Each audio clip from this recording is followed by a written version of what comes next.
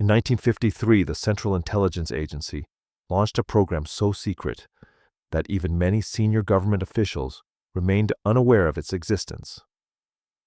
For the next 20 years, researchers would conduct experiments on American citizens without their knowledge or consent. But MKUltra was not an isolated aberration. It was part of a broader pattern of institutional abuse that spanned continents and decades, a dark history of secret experimentation that reveals how institutions can betray the people they claim to serve. Tonight we explore this history, not to sensationalize suffering, but to understand how it happened. We examine the programs that operated in shadows, the officials who authorized them, the researchers who conducted them, and the survivors who lived with the consequences. We look at MKUltra's mind control experiments, the Tuskegee Syphilis study that deliberately withheld treatment from African American men, Unit 731's biological warfare research in Japan, and the programs that blurred the line between documented history and conspiracy theory.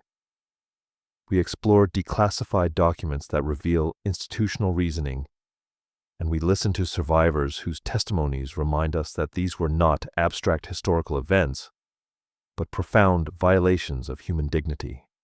This exploration is built on decades of historical research, declassified government documents, and the testimony of survivors and scholars who have dedicated themselves to understanding this history. It is the story of how legitimate institutions can authorize abuse, how secrecy enables harm, and how vulnerable populations bear disproportionate risk. But it is also a story of resilience of survivors who fought for recognition of reformers who demanded accountability, and of the ongoing effort to prevent such abuse from recurring. Over the next 2 hours and 45 minutes, we'll move carefully through this history. We'll examine the origins of institutional secrecy and how it emerged from Cold War anxieties. We'll explore specific programs and the people they affected. We'll consider why oversight mechanisms failed and what reforms were implemented. We'll listen to survivors and consider what their experiences reveal about institutional power and accountability. We'll conclude by identifying patterns that continue to shape contemporary institutions, and by considering what vigilance requires in our time. This is a history designed for thoughtful, unhurried exploration, perfect for nighttime listening when we have time to reflect on difficult truths. So settle in, get comfortable, and let's begin this journey together. The origins of institutional deception.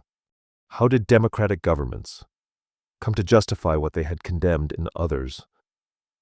This question sits at the heart of understanding one of the 20th century's most troubling paradoxes: the systematic experimentation on human subjects by institutions built on principles of individual rights and scientific ethics. The answer requires us to step back to a specific moment in history. In 1945, as World War II ended, the world confronted the full horror of Nazi medical experimentation. The Nuremberg trials exposed doctors who had conducted lethal experiments on prisoners, justifying their actions through appeals to science and national survival. The international community responded with shock and moral clarity. The Nuremberg Code, established in 1947, articulated fundamental principles: informed consent was essential, risks must be minimized, and the welfare of research subjects must take precedence over scientific advancement. These principles seem to represent a clear ethical boundary that civilized nations would not cross. Yet within a decade, American and Soviet governments were conducting experiments that violated nearly every principle the Nuremberg Code had established. How did this happen? The answer lies not in a sudden moral collapse, but in a gradual institutional transformation that began even as the Nuremberg trials were occurring. The Cold War created a specific psychological and political environment. In the late 1940s and early 1950s, American officials believed they faced an existential threat. Soviet expansion in Eastern Europe, the Soviet development of nuclear weapons in 1949, and the outbreak of the Korean War in 1950 created a sense of urgent danger. Within this atmosphere, national security became the paramount institutional concern. This shift was not subtle or hidden. It was explicit and widely acknowledged. Officials openly argued that the protection of the state must supersede other considerations. When national survival seemed at stake, individual rights appeared negotiable. This reasoning had a particular appeal to intelligence and military officials. The CIA, established in 1947, operated in a world where American policymakers believed that Soviet and Chinese adversaries possessed capabilities that America lacked. There were rumors, some accurate, some exaggerated, that communist nations had developed techniques for extracting information and reshaping human behavior. Whether these rumors were true mattered less than the fact that American officials believed them. Belief shaped policy, and belief combined with classification authority and minimal oversight created space for institutional experimentation. The most striking aspect of this transformation was its intellectual continuity with Nazi justifications. The same arguments that had condemned Nazi doctors, national security, scientific advancement, the greater good, were recycled by democratic governments. This was not accidental. Declassified documents reveal that American officials were aware of this parallel. Some explicitly acknowledged it in internal communications. Yet they proceeded anyway, convinced that their circumstances were different, their intentions purer, their oversight more adequate. History would demonstrate how wrong this conviction was. What made this transformation possible was a parallel shift in institutional structure. The compartmentalization of knowledge, which would become central to classified programs, was not invented during the Cold War, but it was systematized and expanded. Before the 1950s, government research operated with relatively transparent oversight. Congressional committees had access to information about government programs. The public had some awareness of major initiatives. This transparency created accountability, but it also created constraints on what officials could authorize. Classification protocols changed this dynamic. By designating certain research as classified, officials could prevent information from flowing to Congress, the public, or even to other government agencies. The justification was always the same: national security required secrecy. And the justification was often accepted without serious challenge. Who wanted to appear to compromise national security by demanding transparency? The appeal to security was nearly impossible to counter politically. Declassified documents show that by 1950, multiple American agencies had begun compartmentalizing research into categories deemed too sensitive for public knowledge. The infrastructure of secrecy wasn't built overnight. It emerged gradually through bureaucratic decisions, classification protocols, and the deliberate separation of ethical oversight from operational command. This separation would prove catastrophic. When ethical review boards had no access to classified programs, they could not evaluate whether those programs met ethical standards. When Congress had no information about classified research, it could not exercise legislative oversight. When the public remained unaware, it could not exert democratic pressure. The institutional logic became self-reinforcing. Officials argued that programs must remain secret because public knowledge would create opposition. This argument contained an implicit admission: if the public knew about these programs, the public would object. Yet rather than reconsidering whether programs that would generate public opposition should be conducted at all, officials simply intensified efforts to maintain secrecy. The solution to the problem of democratic accountability was not to address the underlying ethical concerns, but to prevent the public from learning about them. This institutional framework created what we might call a zone of autonomous authority. Within classified programs, normal constraints on government power did not apply. Officials could authorize research that would be illegal if conducted openly. Researchers could conduct experiments that would violate professional ethics standards if subjected to peer review. Subjects could be used without informed consent because their participation remained hidden. The entire apparatus of democratic accountability, public debate, legislative oversight, professional review, informed consent was suspended through the simple mechanism of classification. What's particularly striking about this institutional transformation is that it occurred not in the margins of government, but at the center. The CIA, the Department of Defense, the Public Health Service. These were legitimate institutions with real authority. The officials who authorized classified programs were not rogue actors, but individuals with genuine power and responsibility. They believed they were protecting the nation. They believed they were advancing science. They believed their oversight was adequate. Declassified documents reveal that many of them did not see themselves as violating ethical principles. They believed they were operating in a zone where normal ethical principles did not apply because national security transcended them. This belief would persist for decades. It would enable programs that harmed thousands of people. It would create institutional cultures in which dissent was discouraged and questioning authority was marginalized. It would establish patterns of deception and compartmentalization that would persist long after the Cold War ended. And it would demonstrate a troubling truth about democratic institutions.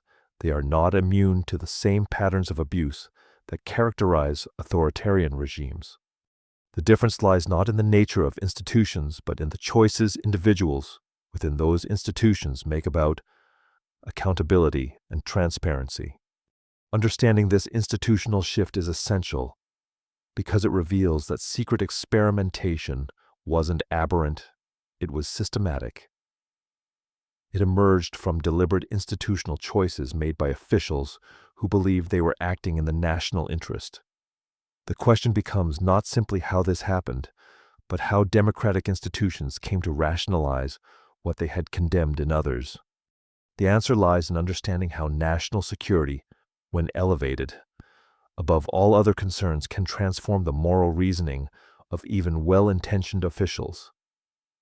And it lies in recognizing that the infrastructure of secrecy, once established, creates its own logic and momentum. Once classification authority exists, once compartmentalization becomes routine, once ethical oversight is separated from operational command, the conditions for institutional abuse become nearly inevitable. As we move forward in this history, we will see how these institutional patterns played out in specific programs. We will encounter researchers who believed they were advancing science officials, who believed they were protecting the nation, and subjects who believed they were receiving legitimate medical care or participating in important research. We will see how the infrastructure of secrecy enabled systematic deception, and we will confront the question of how accountability can be maintained in institutions that operate in the shadows.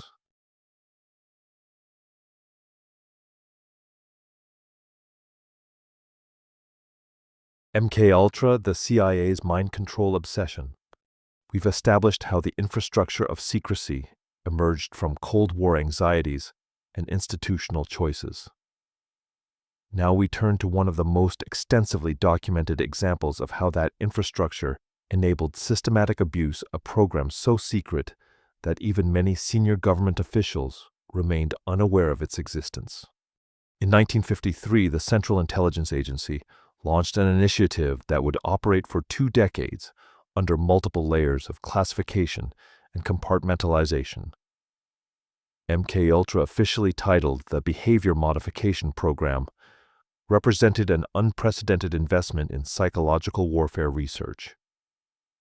The program's origins lay in a specific fear that gripped American intelligence officials in the early 1950s. Reports suggested that Soviet and Chinese adversaries had developed techniques to extract information from prisoners and reshape human behavior. Whether these reports were accurate mattered less than the fact that American officials believed them. Belief, combined with classification authority and minimal oversight, created the conditions for systematic experimentation on American citizens. The program's director was Allen Dulles, who served as CIA director from 1953 to 1961. Dulles was a respected figure in American intelligence, a lawyer and diplomat who had worked in espionage during World War II. He authorized the use of LSD and other hallucinogenic compounds on unwitting American citizens. This authorization was not made casually or in isolation. It emerged from institutional discussions about what measures were necessary to maintain American security. Dulles believed that understanding mind control techniques was essential for national defense. He believed that if America did not develop these capabilities, adversaries would possess them exclusively. This reasoning, which appears throughout declassified documents, became the justification for what would follow. Between 1953 and 1973, the CIA conducted over 150 documented experiments, though researchers and historians believe the true number was substantially higher. Many records were destroyed, and some programs operated under such tight compartmentalization that even the full scope remains unknown. The participants in these experiments included prisoners, hospital patients, individuals recruited through false pretenses, and vulnerable populations with limited ability to refuse participation. The experiments occurred at prestigious institutions, including McGill University and Montreal Stanford University in California, and numerous federal and state prisons. This distribution across multiple institutions served a purpose. It prevented any single location from becoming a focal point for investigation or oversight. Consider the specific methods employed. Declassified documents reveal that researchers administered LSD in escalating doses, sometimes for weeks consecutively, while monitoring psychological responses. One subject at McGill University received LSD for 69 consecutive days. Another received it for multiple sessions daily. Researchers recorded behavioral changes, emotional responses, and cognitive effects. They were attempting to understand whether LSD could be weaponized, whether it could be used to extract information, implant suggestions, or fundamentally alter personality. Some subjects experienced temporary psychological disturbance. Others experienced permanent psychological damage. The distinction between temporary and permanent effects was not always clear, and researchers did not always follow up with subjects to determine long-term consequences. What's particularly notable about MKUltra is how the program operated under layers of compartmentalization. Even the researchers themselves often didn't know the full scope of what they were participating in. A researcher at one institution might conduct experiments without knowing that identical or related experiments were occurring elsewhere.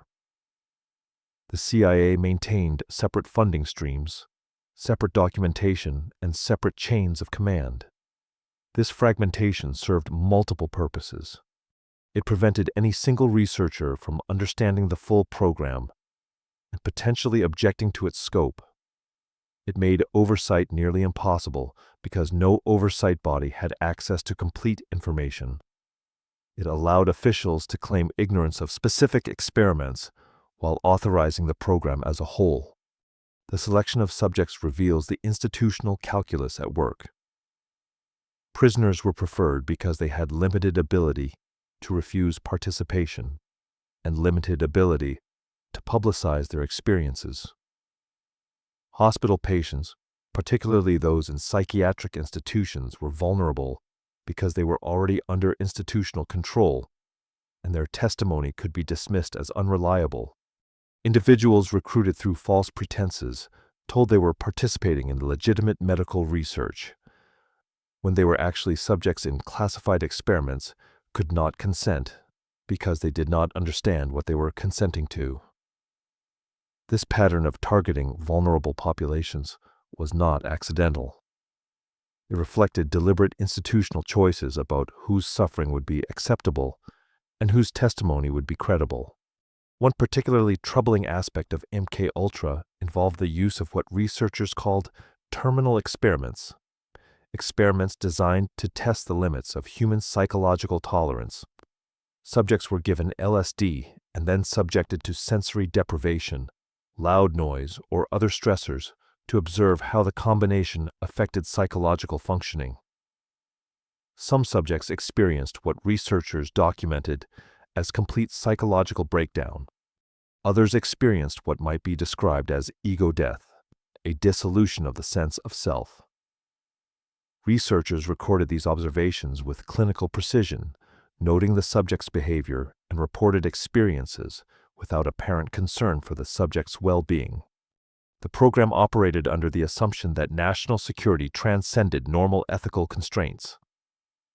This assumption appears explicitly in the declassified documents. Memoranda justify the experiments through appeals to Cold War necessity. Officials argued that if America did not develop mind control capabilities, the Soviet Union would possess them exclusively. This argument contained an implicit acceptance of a troubling premise that mind control was a legitimate military objective, that the only question was whether America or the Soviet Union would develop it first. The possibility that neither should develop it, that such capabilities represented a fundamental violation of human autonomy, appears rarely in official communications.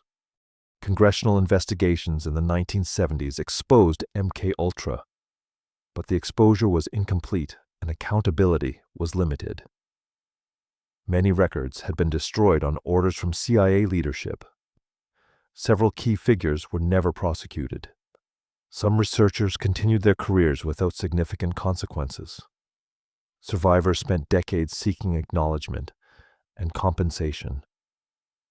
The first formal apology came in 1995, more than 40 years after the program ended. The compensation offered to survivors was modest compared to the scope of harm inflicted.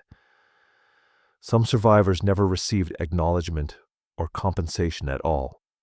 The question of why accountability was so limited remains historically significant.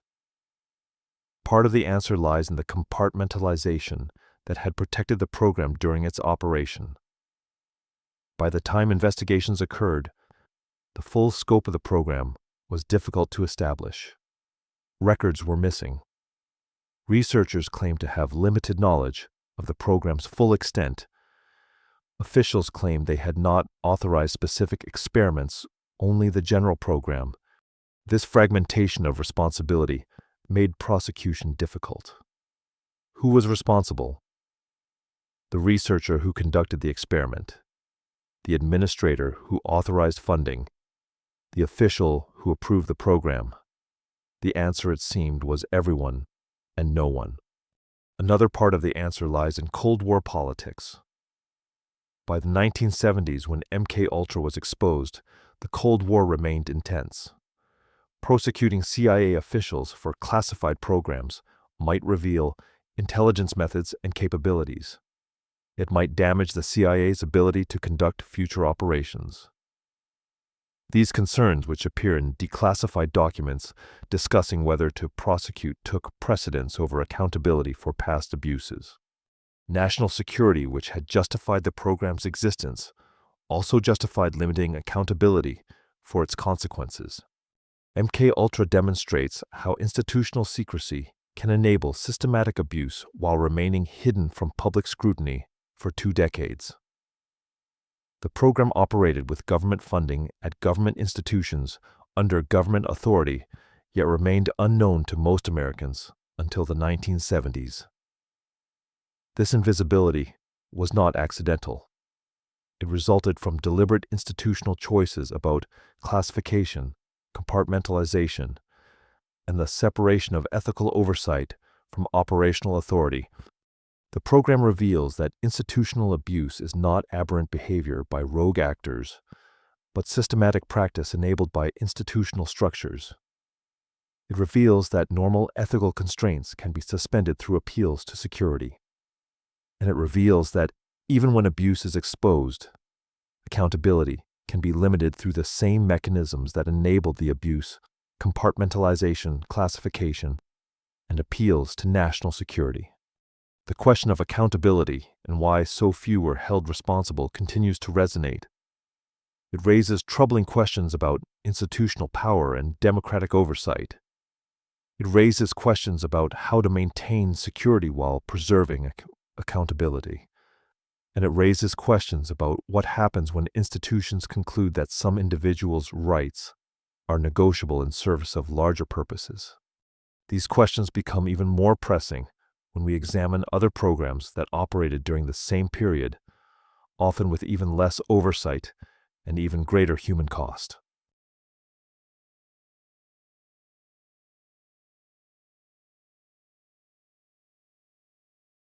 The Tuskegee Syphilis Study Medicine's Betrayal. MKUltra operated in the shadows of classified research, hidden by national security classifications and compartmentalization. But institutional deception took other forms as well, sometimes operating in plain sight, justified not by security concerns but by something more insidious, the belief that certain populations existed primarily as subjects for observation, rather than as people deserving of care and dignity. In 1932, the United States Public Health Service initiated what would become one of the most infamous medical experiments in American history. The setting was rural Alabama in Macon County, where the Public Health Service established a clinic ostensibly to provide free medical care to African American sharecroppers.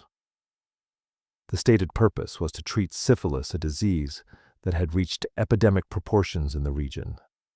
The actual purpose was different. Researchers recruited approximately 600 African American men, telling them they were receiving free medical care for what was called bad blood, a local term that encompassed various conditions, including syphilis, anemia, and fatigue. In reality, about 400 of these men had untreated syphilis, and the study's true purpose was to observe the disease's progression without intervention. The study was framed as a public health initiative, a humanitarian effort to understand and treat disease in an underserved population. This framing was essential to the study's continuation. It provided moral cover for what was fundamentally a study of untreated disease in a vulnerable population. The men who participated believed they were receiving legitimate medical care. They believed they were being helped. They believed the government institution that recruited them had their well-being in mind. These beliefs were deliberately cultivated through deception. The men received regular examinations. They received blood tests. They received what appeared to be medical attention, but they did not receive treatment for syphilis. This was the study's core design. Researchers wanted to observe what happened when syphilis progressed untreated. They wanted to document the disease's natural history, how it developed, what complications emerged, what the long-term consequences were. To answer these questions, they needed subjects who would remain untreated while researchers monitored them over time. The men in Macon County became those subjects. For 40 years, 4 decades, the experiment continued. The duration itself is striking. A study that began in 1932 continued through the 1930s, 1940s, 1950s, and 1960s. It continued through World War II. It continued through the Korean War. It continued through the Civil Rights Movement.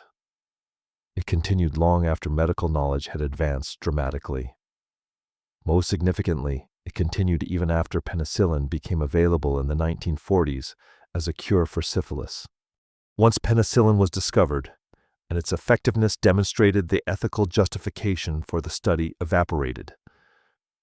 Researchers could no longer claim they were simply observing disease progression in the absence of available treatment. Treatment was available. It was effective. It was safe. Yet researchers deliberately withheld it from study participants. What happened during those 4 decades reveals the systematic nature of the deception. Researchers told men they were receiving treatment when they were not. They administered placebos, inert substances with no medical effect, while telling participants these were treatments for syphilis. They prevented participants from seeking care elsewhere, sometimes by threatening to withdraw them from the study, which meant losing access to the free medical care they had come to depend on. They monitored the disease's progression, as it caused blindness, neurological damage, and death. They documented these consequences with clinical precision, recording observations about disease manifestations without apparent concern for the suffering they were observing. The men were never informed of the true nature of the study. This is crucial to understanding the study's ethical violation. Informed consent, the principle that individuals must understand what they are consenting to before participating in research, was completely absent. The men did not know they were subjects in an experiment. They did not know they had syphilis.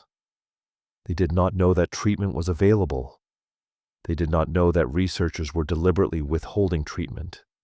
They believed they were receiving medical care from a government institution dedicated to their health. This belief was false, and it was maintained through deliberate deception. The justification researchers offered for this deception reveals the racist pseudoscience that undergirded the study. Researchers believed that African American bodies responded differently to disease than white bodies. They believed that African Americans had different susceptibilities to infection. They believed that African American men were less likely to comply with treatment protocols. These beliefs were not based on scientific evidence. They were based on racist assumptions that had no empirical foundation. Yet these assumptions justified in the minds of researchers the use of African American bodies as subjects for observation in ways that would have been unthinkable with white subjects. The study reveals how institutional racism and medical authority combine to enable systematic deception. Consider the specific consequences. By the time the study ended in 1972, 28 men had died directly from syphilis.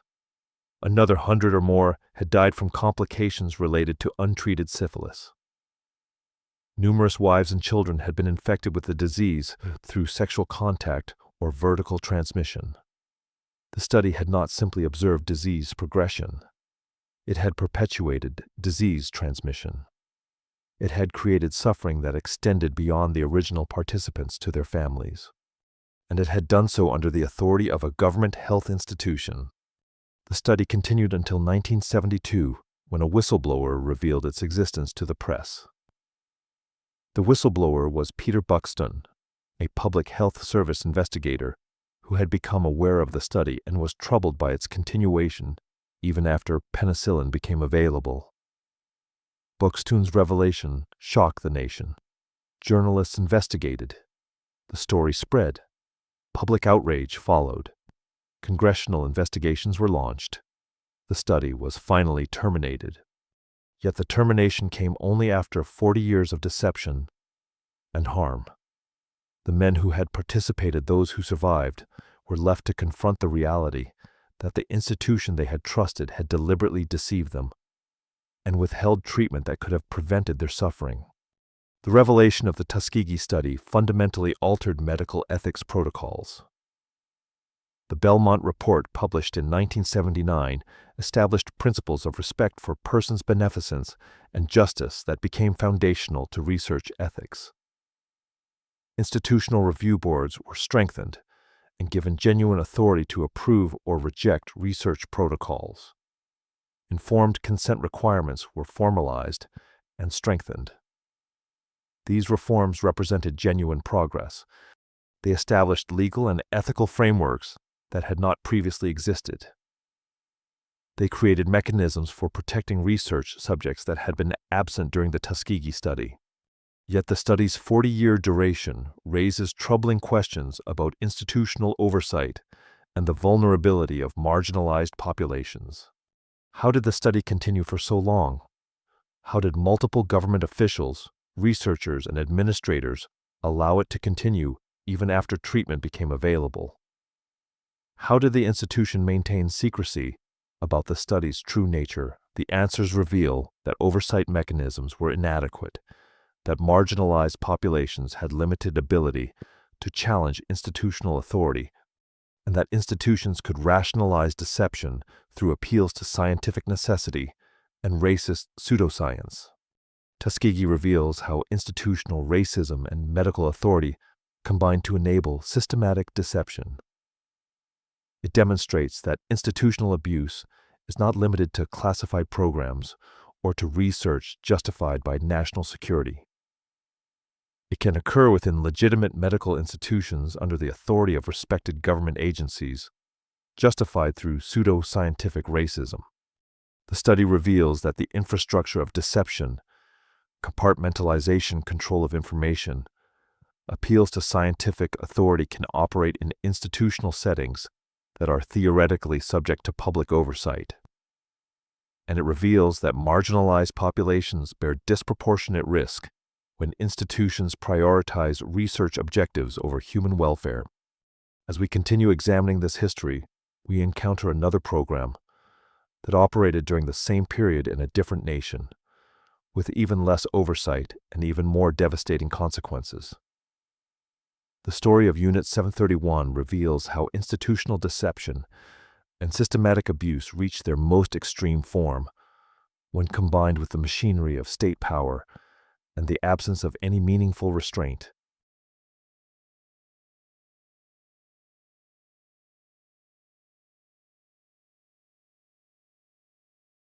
Unit 731, Japan's Biological Warfare Laboratory.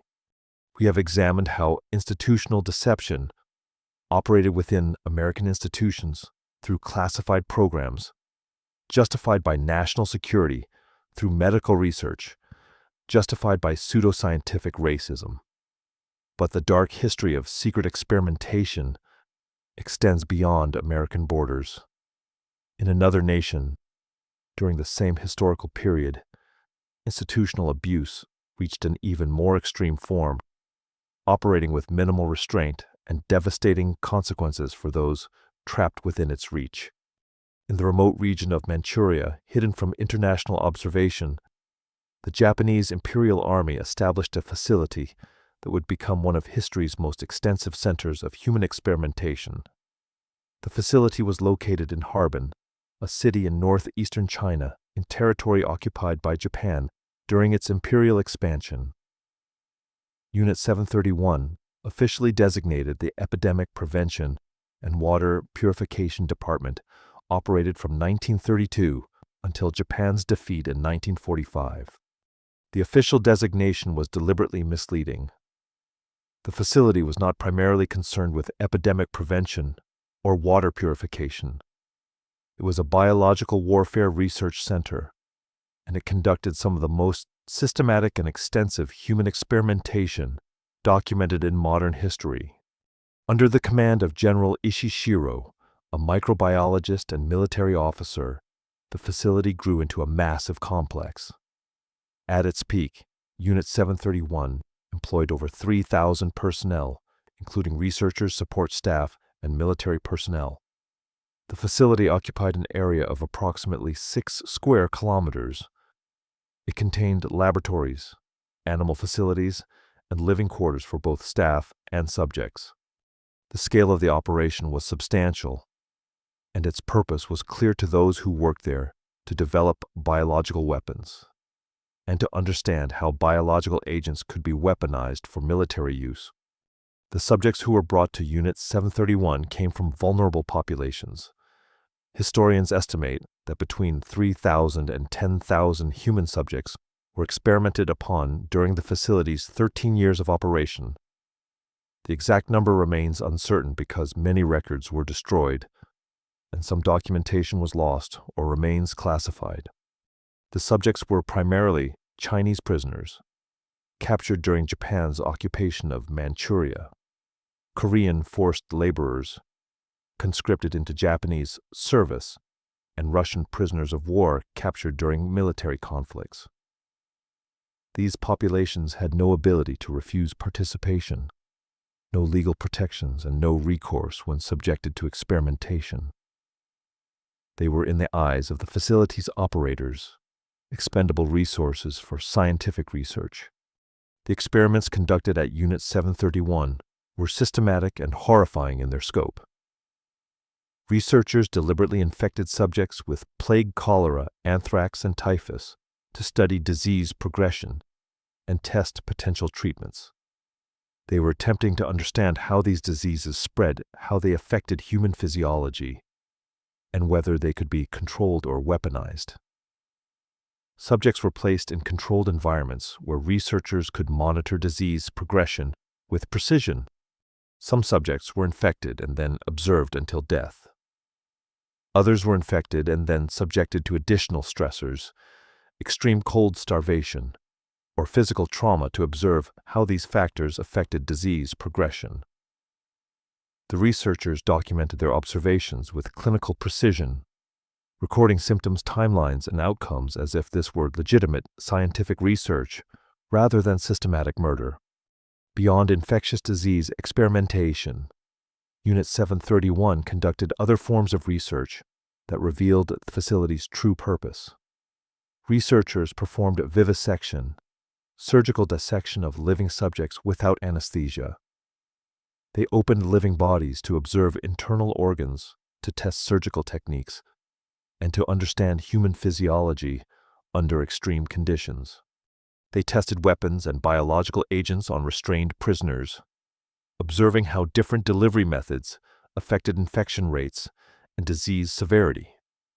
They studied the effects of extreme cold by exposing subjects to freezing temperatures and then observing tissue damage and physiological responses.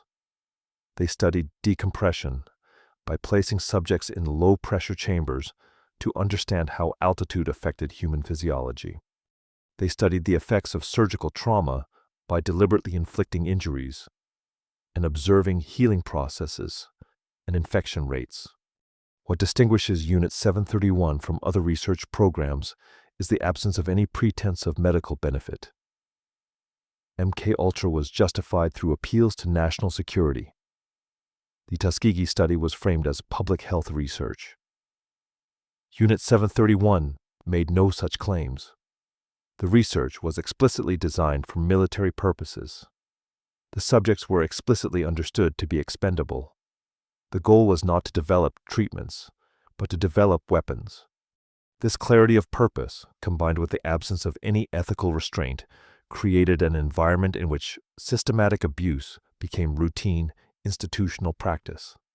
Detailed records preserved by Japanese researchers document specific cases with clinical precision. Some researchers kept personal journals describing their work. Some maintained laboratory notebooks recording experimental protocols and results. These documents, which survived the war and were later discovered by historians and investigators, provide evidence of the scope and nature of the experimentation. They reveal that the research was not conducted in secret or in violation of military orders. It was conducted openly with full knowledge and authorization of military leadership.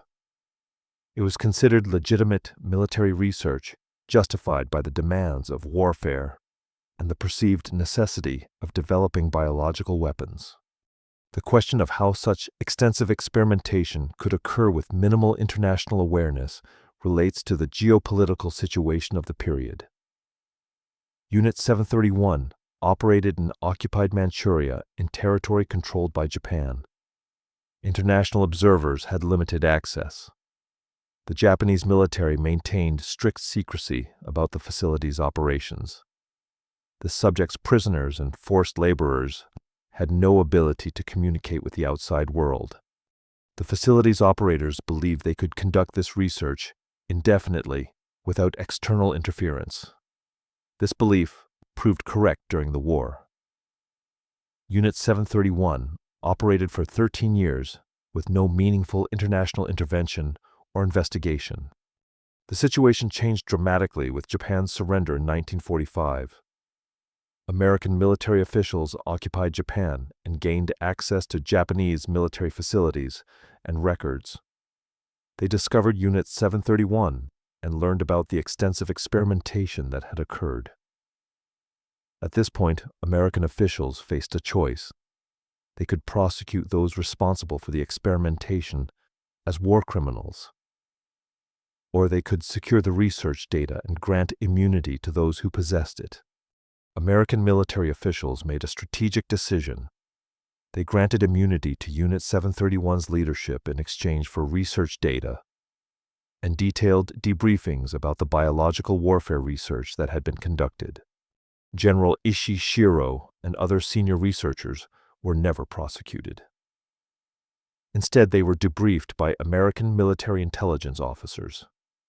The research data they possessed information about disease progression, infection rates, and the effects of biological agents on human subjects was incorporated into American biological warfare programs. This decision, made in the context of Cold War competition with the Soviet Union, meant that those responsible for thousands of deaths faced no accountability. The perpetrators were not punished. They were not tried. They were not even publicly identified for many years. Instead, they were treated as valuable sources of scientific information. The full extent of Unit 731's operations remained classified for decades, hidden from public knowledge and even from most government officials.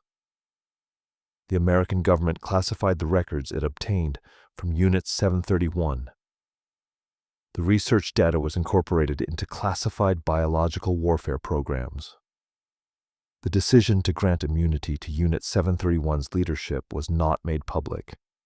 The American public did not learn about Unit 731 until decades later, when historians and journalists began investigating Japanese biological warfare research. Even then, the full scope of American involvement in protecting Unit 731's leadership remained partially hidden behind classification barriers. The implications of this decision reverberate through history. Unit 731 reveals how military necessity and Cold War pragmatism overrode justice. The decision to grant immunity to perpetrators in exchange for scientific data raises enduring questions about the relationship between knowledge and morality. It raises questions about whether scientific information obtained through atrocity can be legitimately used. It raises questions about accountability and whether those responsible for systematic abuse can be protected if they possess valuable information. And it reveals that the pattern of institutional abuse and institutional protection was not limited to American programs. It extended internationally, crossing borders and involving multiple nations in decisions to prioritize strategic advantage over justice. The story of Unit 731 also raises questions about institutional memory and historical awareness. For decades, the American public remained largely unaware of Unit 731's existence or of American decisions regarding its leadership. This ignorance was not accidental. It resulted from classification and deliberate decisions to withhold information from public knowledge. When institutional decisions are made in secret, when the public remains unaware of what has been done in their name, democratic accountability becomes impossible. The question of how to maintain both security and accountability, both strategic advantage and moral responsibility, remains unresolved. As we continue examining this history, we encounter programs that operated in the shadows of public consciousness. Programs whose very existence remained disputed and debated for decades. Some were real, but remained classified. Others became legendary, transformed through rumor and speculation into narratives that blurred the line between documented history and conspiracy theory. The distinction between what actually occurred and what people believed occurred becomes crucial to understanding how institutional secrecy shapes public consciousness.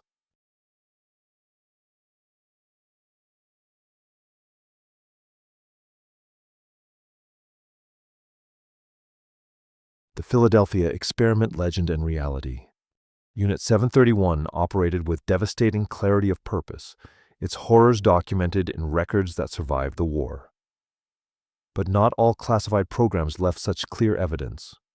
Some programs operated in ways that blurred the line between documented history and rumor, between what actually occurred and what people believed occurred. These ambiguous programs created space for speculation, for legend building, for narratives that transformed fragments of truth into elaborate conspiracy theories. One such program, or perhaps more accurately, one such legend has persisted in popular culture for decades. On August 12th, 1943, the USS Eldridge, a naval destroyer escort, allegedly vanished from the Philadelphia Naval Shipyard and reappeared in Norfolk, Virginia, hundreds of miles away. Or so the story goes. The Philadelphia experiment has become one of modern history's most persistent conspiracy theories. A narrative that combines real naval history, plausible scientific concepts, and the appeal of hidden knowledge. But separating fact from fiction requires careful examination of what we know with certainty and what remains speculative. What we know with certainty, the USS Eldridge was a real ship. It was commissioned in 1943 and served in the United States Navy. It was a cannon-class destroyer escort, a type of warship designed for convoy protection and anti-submarine warfare. The ship had a crew of approximately 200 officers and enlisted personnel. It participated in naval operations during World War II. These facts are documented in official naval records and are not disputed. What remains contested whether the USS Eldridge was ever subjected to a classified experiment involving electromagnetic fields and teleportation. This is where documented history ends and speculation begins. The legend of the Philadelphia experiment emerged in 1955, 12 years after the alleged incident. A man named Carl Allen, also known by the pseudonym Carlos Allende, sent letters to the Navy claiming to have witnessed the experiment. Allen's letters described an extraordinary event. According to his account, the USS Eldridge had been subjected to an electromagnetic experiment designed to make the ship invisible to radar.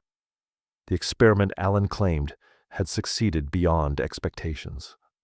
The ship had become invisible, not just to radar but to human sight. Crew members had experienced disorientation and temporal displacement. Some had allegedly fused with the ship's structure.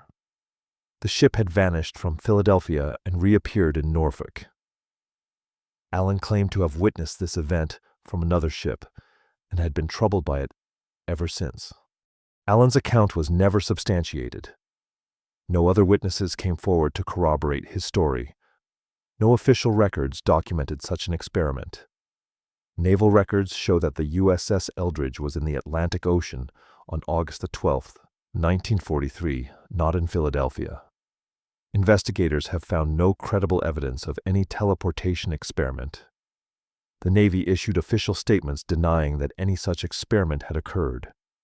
Yet the legend persisted. Allen's letters were published in various forms. The story spread through popular culture. Books were written about the Philadelphia experiment. Television documentaries featured the story. The narrative became embedded in popular consciousness as a plausible example of secret government experimentation. What makes the Philadelphia experiment legend particularly interesting is that it contains a kernel of truth. The USS Eldridge did participate in legitimate naval research.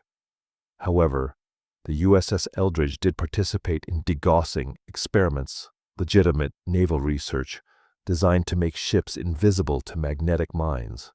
Degaussing is a real naval technology.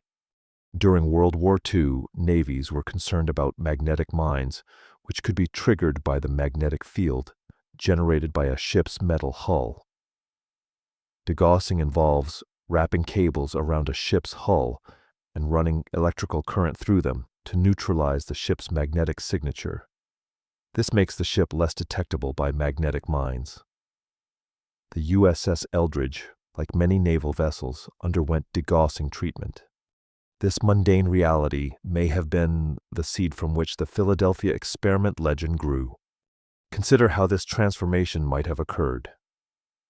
A sailor or observer might have witnessed degaussing experiments. They might have seen the electrical equipment, heard descriptions of making ships invisible, to detection systems and misunderstood or exaggerated what they had witnessed. Over time, through retelling and elaboration, the story might have transformed from a description of electromagnetic degaussing into a narrative about teleportation and temporal displacement. The line between what actually happened and what people believed happened became blurred. The legend took on a life of its own, independent of the documented facts. The Philadelphia experiment persists in popular culture for several reasons. First, it combines real historical elements, a real ship, a real time period, real naval technology with the appeal of hidden knowledge. It suggests that the government possesses capabilities far beyond public understanding. Second, it emerged during a period of increasing Cold War anxiety and expanding classified research. The public was becoming aware that governments conducted secret research, that information was being withheld, that official statements might not be entirely truthful. In this context, a story about secret government experimentation seemed plausible. Third, the legend offers a narrative explanation for a gap in public knowledge. If the government is hiding something, the legend suggests it must be something extraordinary. The Philadelphia experiment fills that gap with a dramatic story. The distinction between documented secrecy and speculative conspiracy is crucial for understanding actual historical abuses. We know from declassified documents that the government conducted classified research. We know that information was withheld from the public. We know that some of this research involved unethical experimentation on human subjects. These documented facts are troubling enough without requiring embellishment. Yet the existence of documented abuse can make speculative conspiracy theories seem more plausible. If the government conducted MKUltra, why not the Philadelphia experiment? If the government conducted the Tuskegee study, why not teleportation experiments? The logic seems sound, but it conflates what we know occurred with what we speculate might have occurred. The problem with this conflation is that it can undermine credibility. When documented abuses are presented alongside unverified conspiracy theories, skeptics can dismiss both as equally speculative. When historians and researchers fail to distinguish between what is documented and what is speculative, they risk losing the trust of audiences who recognize the difference.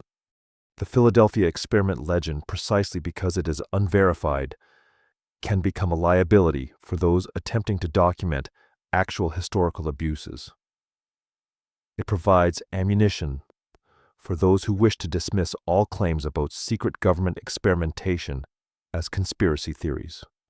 This is not to say that all unverified claims should be dismissed. History is filled with events that were initially dismissed as implausible, but later confirmed through evidence. The challenge is to maintain intellectual rigor about what we know, what we can reasonably infer, and what remains speculative. We can acknowledge that the Philadelphia experiment legend contains elements that might be based on real events, degaussing experiments, naval research, classified programs, while also acknowledging that the specific claims about teleportation and temporal displacement lack credible evidence. The Philadelphia experiment demonstrates how real classified programs can blur into legend.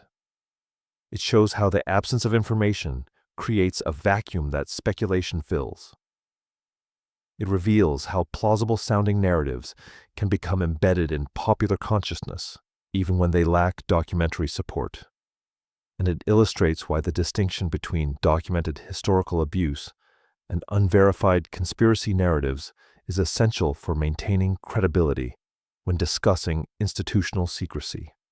As we continue examining this history, we encounter another program that occupies an ambiguous space between documented reality and speculative narrative. The Montauk project, like the Philadelphia experiment, combines claims about classified research with allegations that remain largely unverified. Yet, unlike the Philadelphia experiment, the Montauk project involves testimony from individuals who claim to have been subjects in classified experiments. The question of how to evaluate such testimony, how to distinguish between recovered memories and false memories, how to assess credibility when documentation is limited.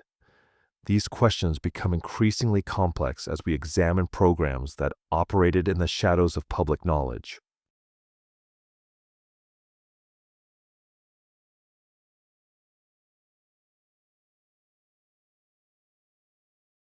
The Montauk Project, Classified Research, and Urban Legend. The Philadelphia experiment taught us how real naval technology can become transformed into legend when combined with secrecy and speculation. But what happens when classified research actually exists, when the facility is real and its operations genuinely secretive, yet the specific claims about what occurred remain unverified? This is the territory of the Montauk Project, a narrative that occupies an even more ambiguous space between documented institutional secrecy and speculative conspiracy theory. Camp Hero, later renamed Montauk Air Force Station, operated on the eastern tip of Long Island from the 1950s through the 1980s. The facility was real. Its purpose was classified. Its operations were genuinely secretive. This combination of documented secrecy and legitimate classification created fertile ground for speculation.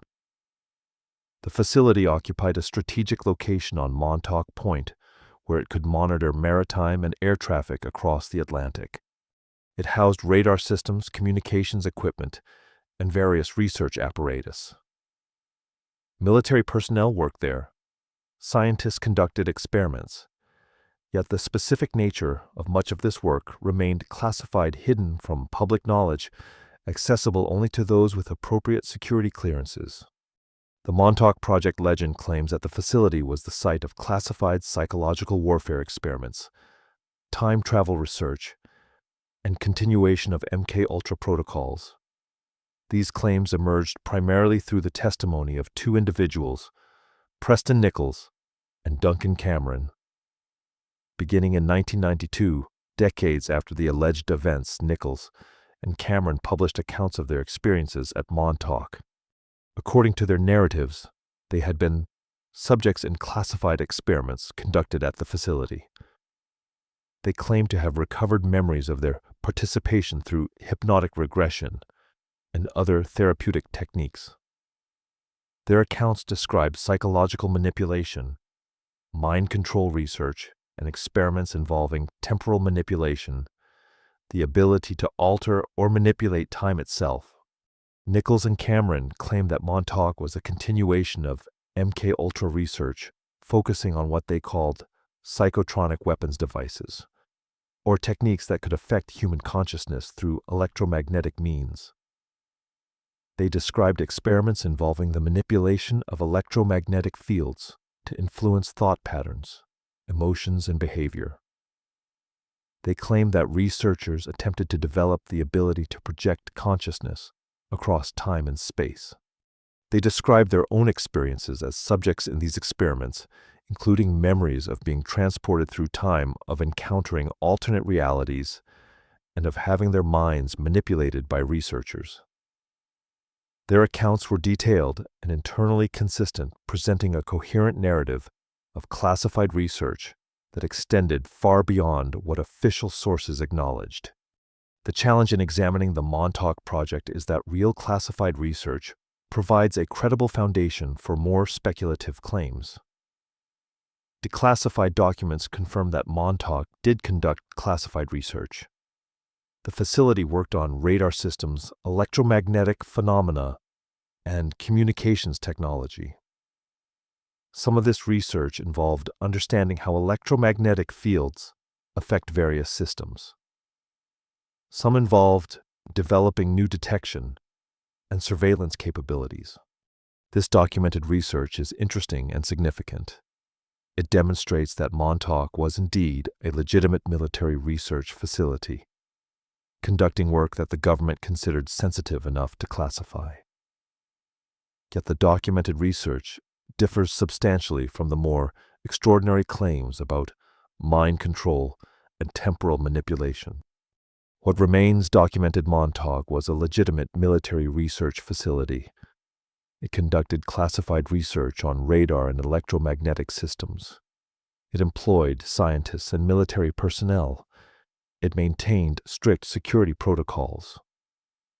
What remains unverified, the specific claims about mind control experiments, about temporal research, about continuation of MKUltra protocols at the facility. Researchers have found no independent corroboration for these extraordinary allegations. No other witnesses have come forward to verify Nichols and Cameron's accounts. No declassified documents have confirmed the existence of psychotronic weapons research or temporal manipulation experiments at Montauk. The facility's actual history, while interesting, differs substantially from the more extraordinary claims presented in the Montauk Project narrative.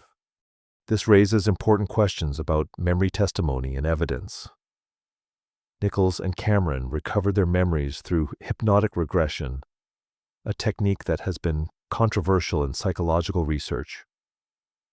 Critics argue that hypnotic regression can create false memories, that suggestions made during hypnosis can be incorporated into memory as if they were genuine recollections. Proponents argue that hypnotic regression can access genuine memories that have been suppressed or forgotten.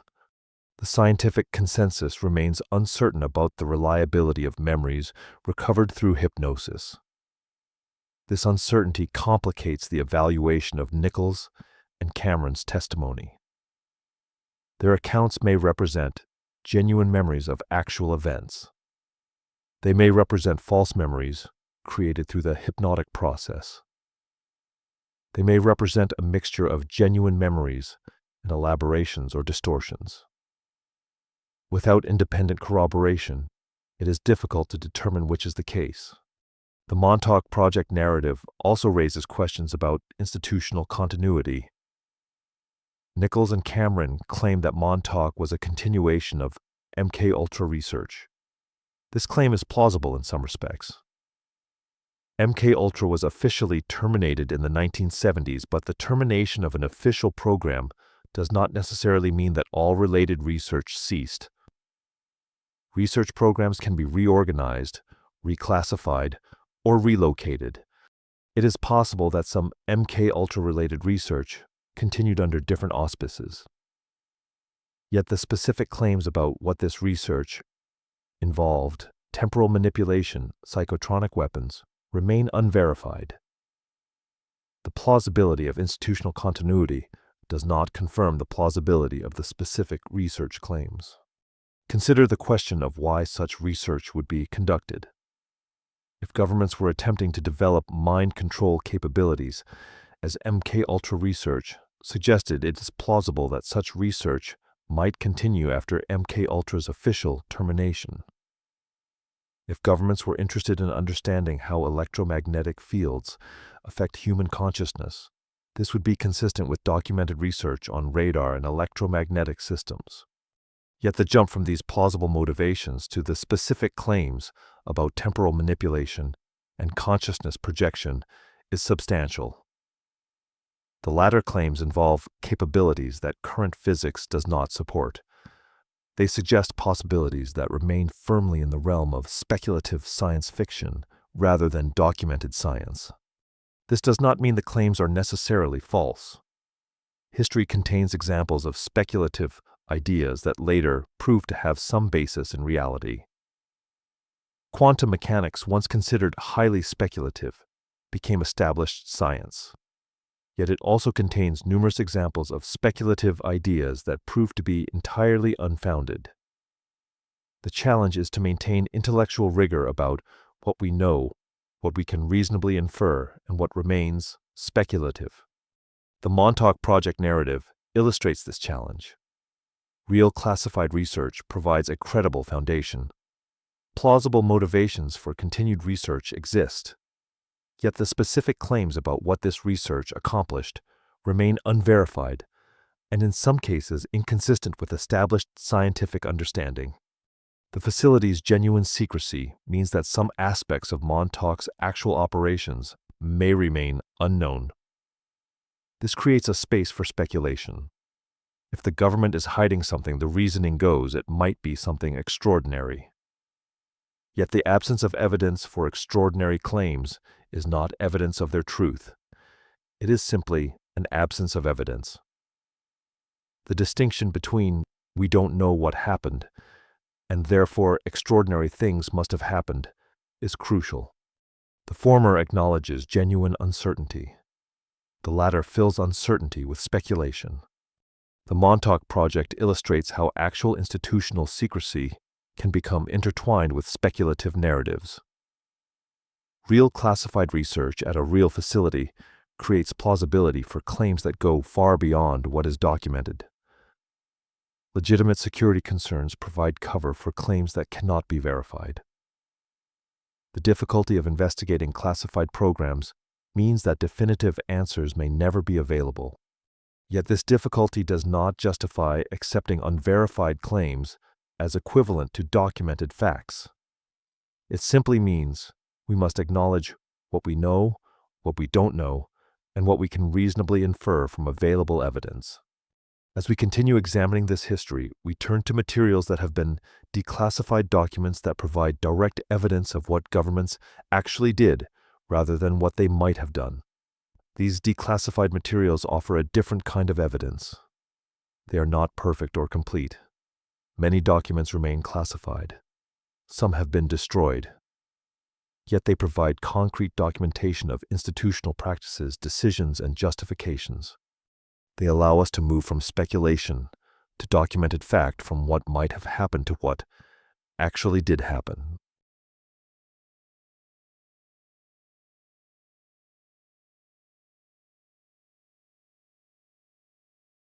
CIA declassification: what documents reveal.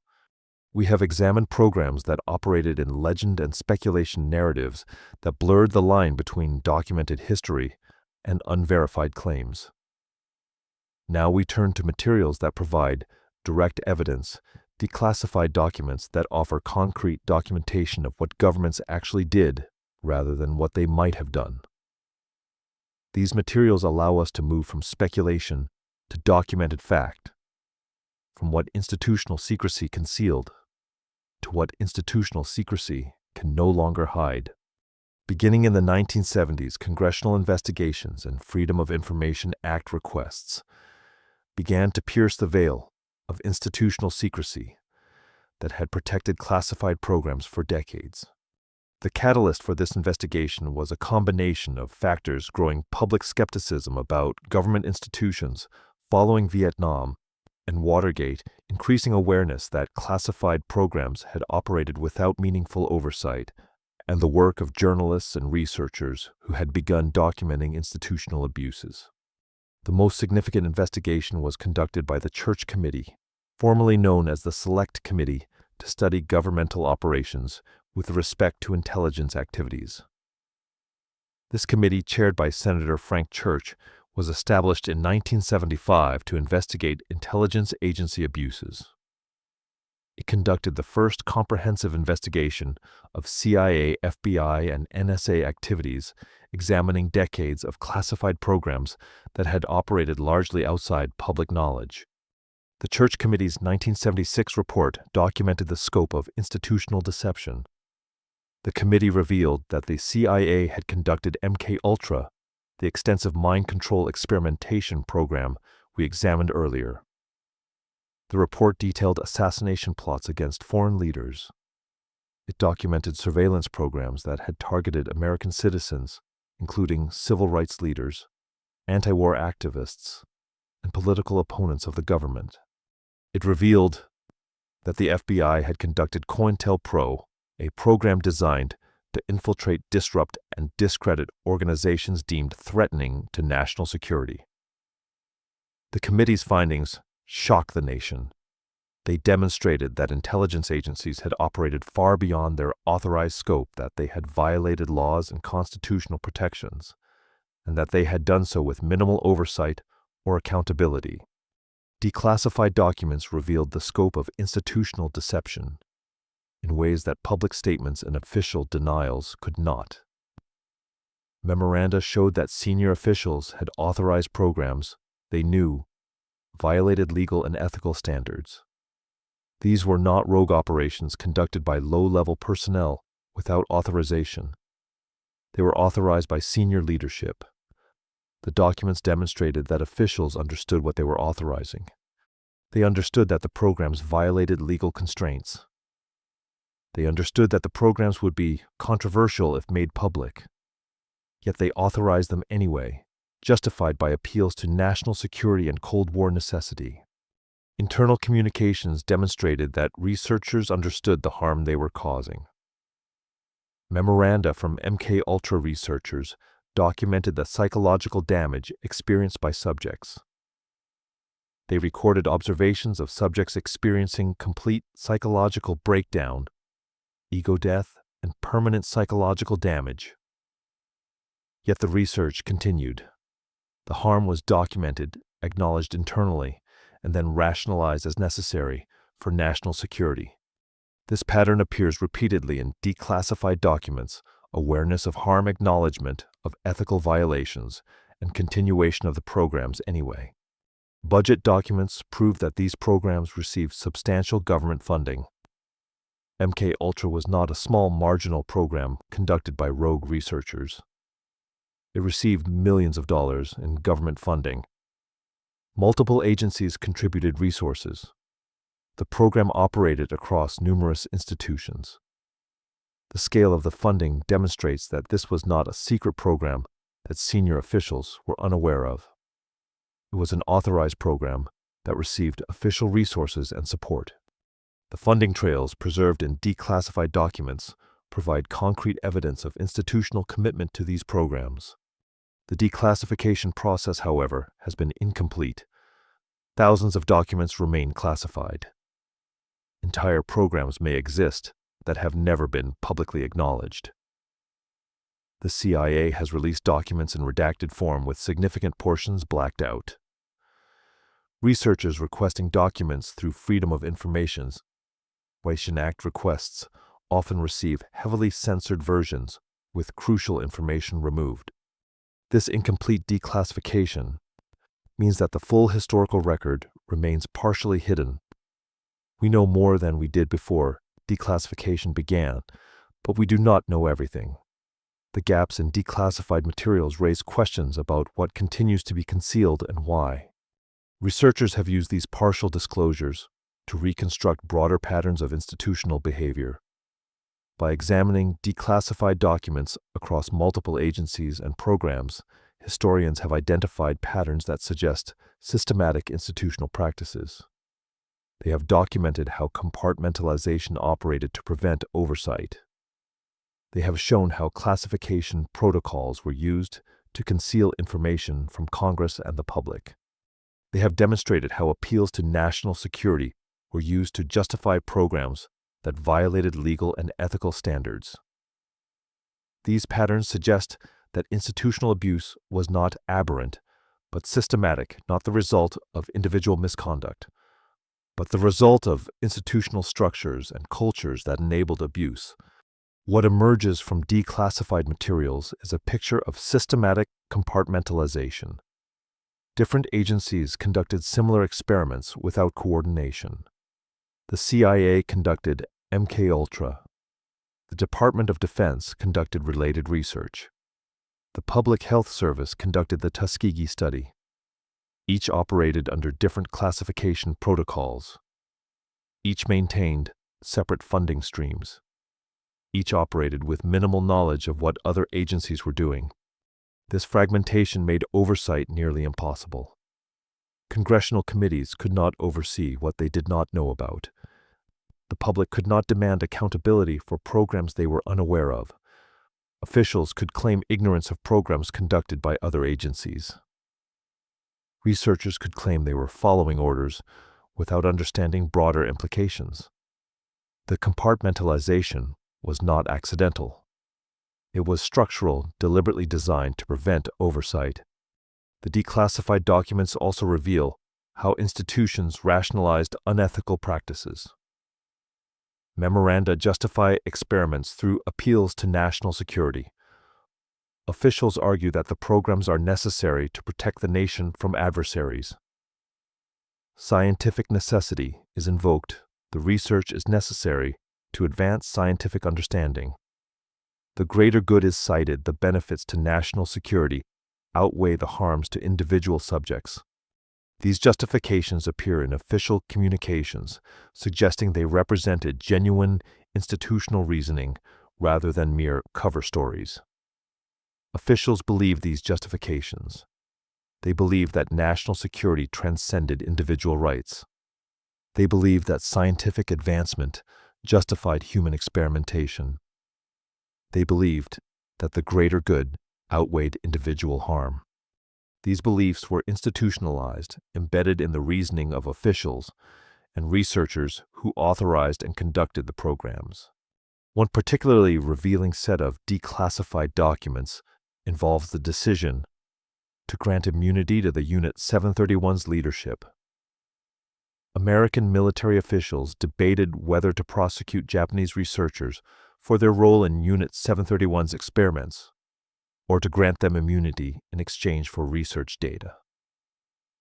Declassified documents show that officials consciously chose immunity over justice.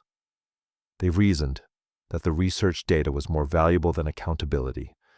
They calculated that prosecuting Unit 731's leadership would damage American intelligence capabilities. They decided that Cold War competition with the Soviet Union made the research data essential. This decision, documented in declassified materials, reveals the institutional calculus knowledge was valued more highly than justice. Strategic advantage was prioritized over accountability for atrocities. Another significant revelation from declassified documents involves the destruction of records. The CIA destroyed many MKUltra records, allegedly to protect the privacy of researchers and subjects. Yet the destruction also served to limit accountability. By destroying records, the CIA prevented future investigators from fully understanding the scope of the program. Declassified documents show that the destruction was deliberate and systematic. Officials made conscious decisions about which records to preserve and which to destroy. This destruction of evidence raises questions about what other records have been destroyed and what other programs may have operated without leaving documentary evidence. The incompleteness of declassification means that the full historical record remains partially hidden. We can document what has been declassified. We can identify patterns in declassified materials, but we cannot know with certainty what remains classified or what has been destroyed.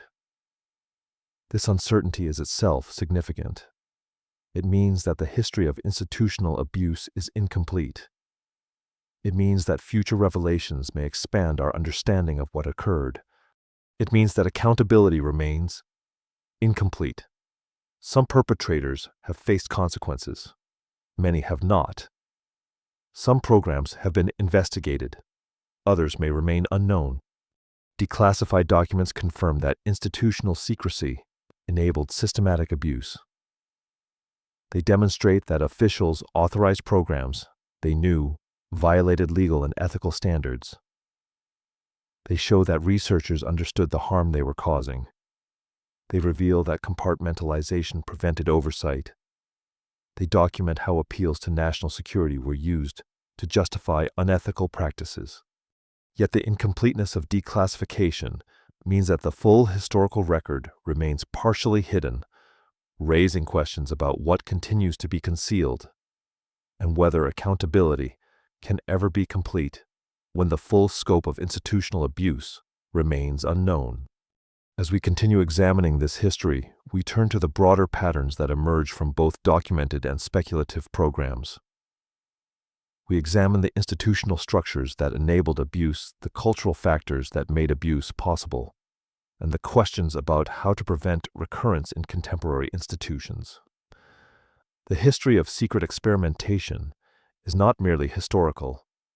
It reveals patterns that continue to shape institutional behavior in the present.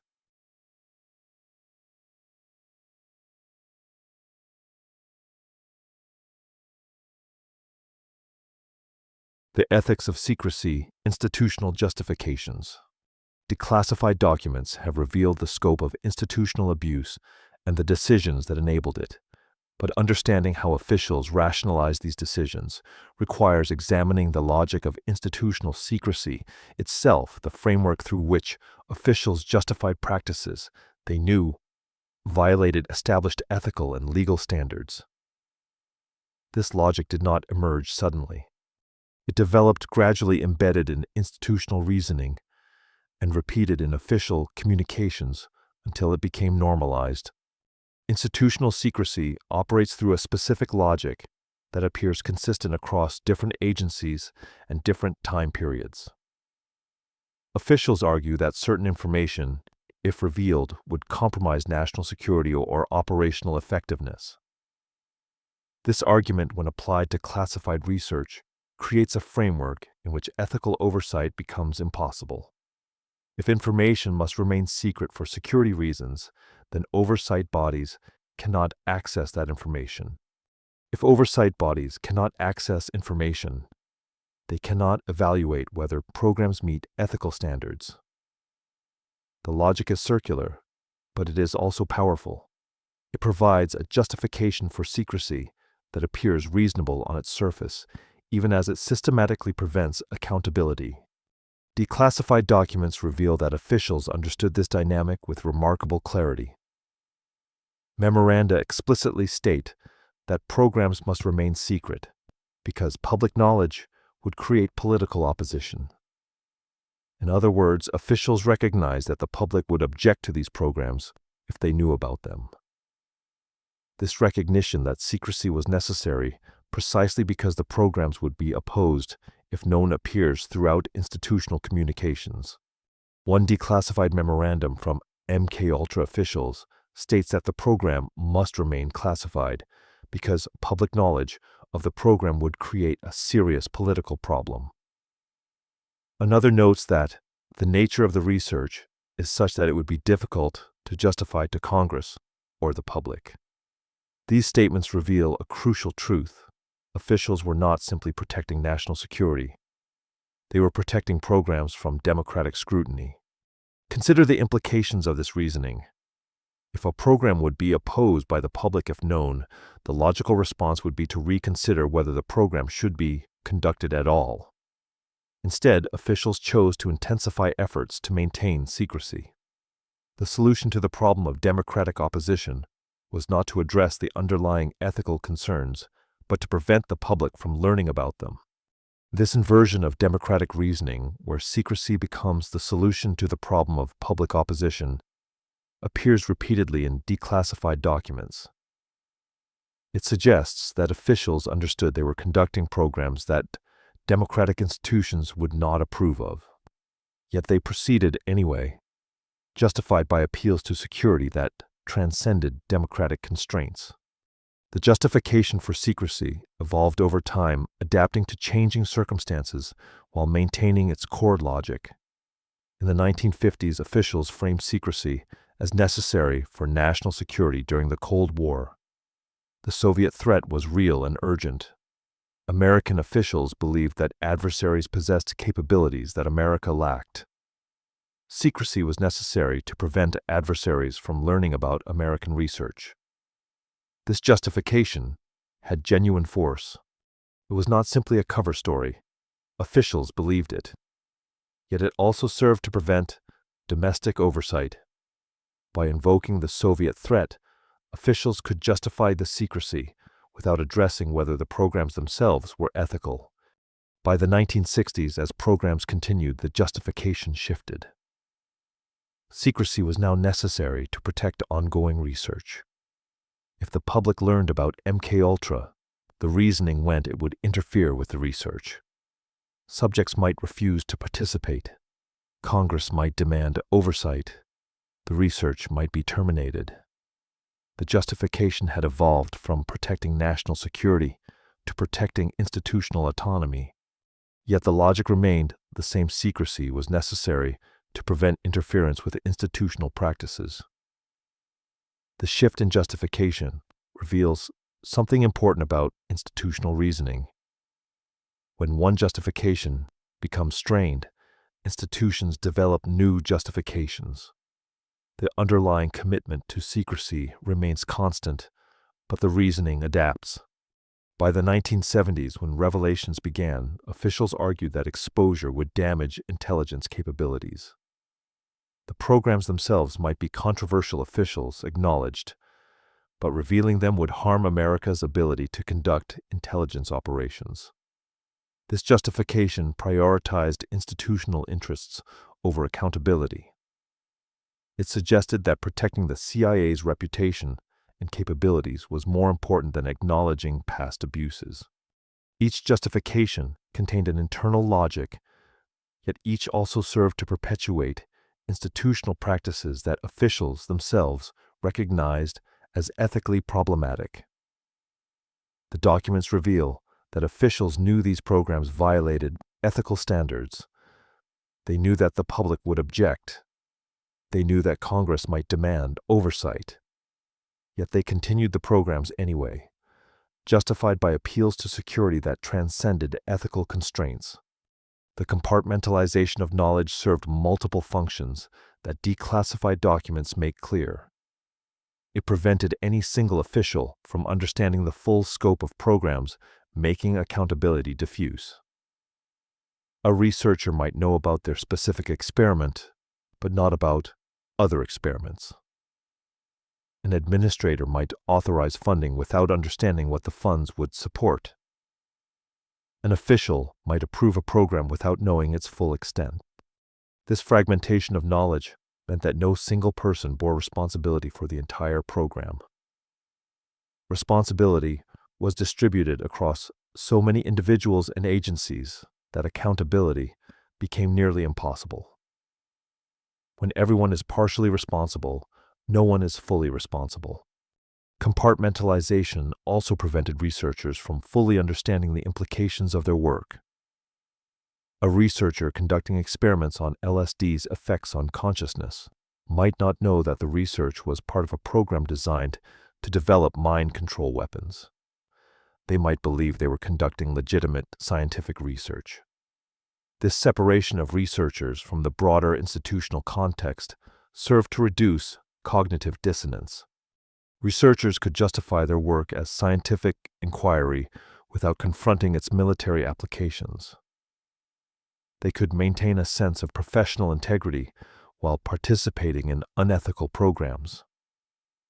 The compartmentalization made this psychological separation possible. Compartmentalization prevented public oversight because the public remained unaware. If the public does not know about a program, the public cannot demand accountability. If Congress does not know about a program, Congress cannot exercise legislative oversight. If oversight bodies do not have access to information, they cannot evaluate whether programs meet ethical standards. The compartmentalization was not accidental. Declassified documents show it was deliberately structured. Officials created classification systems specifically designed to prevent information from flowing between agencies and between agencies and elected officials. The effect was to create zones of institutional autonomy where normal ethical and legal constraints did not apply. One particularly revealing declassified document describes how classification protocols were deliberately designed to prevent congressional oversight. An official memorandum states that certain programs should be classified at levels that would prevent access by congressional committees. The reasoning was explicit: if Congress knew about these programs, it would demand oversight or termination. By restricting access to classified information, officials could prevent Congress from exercising its constitutional oversight authority. This deliberate circumvention of democratic institutions appears throughout declassified materials. It reveals that institutional secrecy was not simply about protecting national security. It was about preventing democratic accountability. The compartmentalization also served to protect individual officials from accountability. If a program was compartmentalized, officials could claim ignorance of specific abuses. A senior official could authorize a program without knowing its specific methods. A researcher could conduct experiments without knowing the program's broader purposes.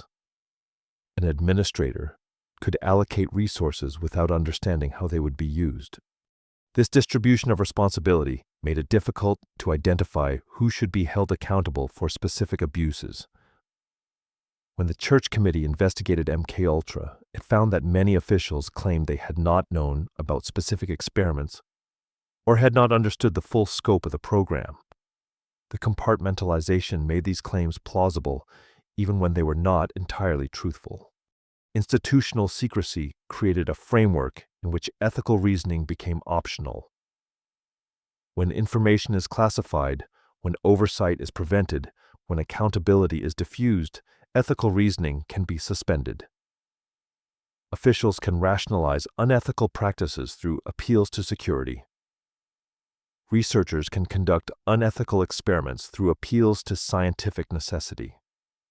Administrators can allocate resources to unethical programs through appeals to institutional authority.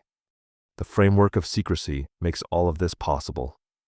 It creates a space in which normal ethical constraints do not apply. It allows institutions to operate according to their own logic without reference to external ethical standards or democratic accountability. Understanding how this framework functioned is essential for preventing its recurrence in contemporary institutions. The patterns that enabled institutional abuse in the 1950s and 1960s remain relevant today. Classification systems still exist. Compartmentalization still occurs. Appeals to security still override ethical concerns.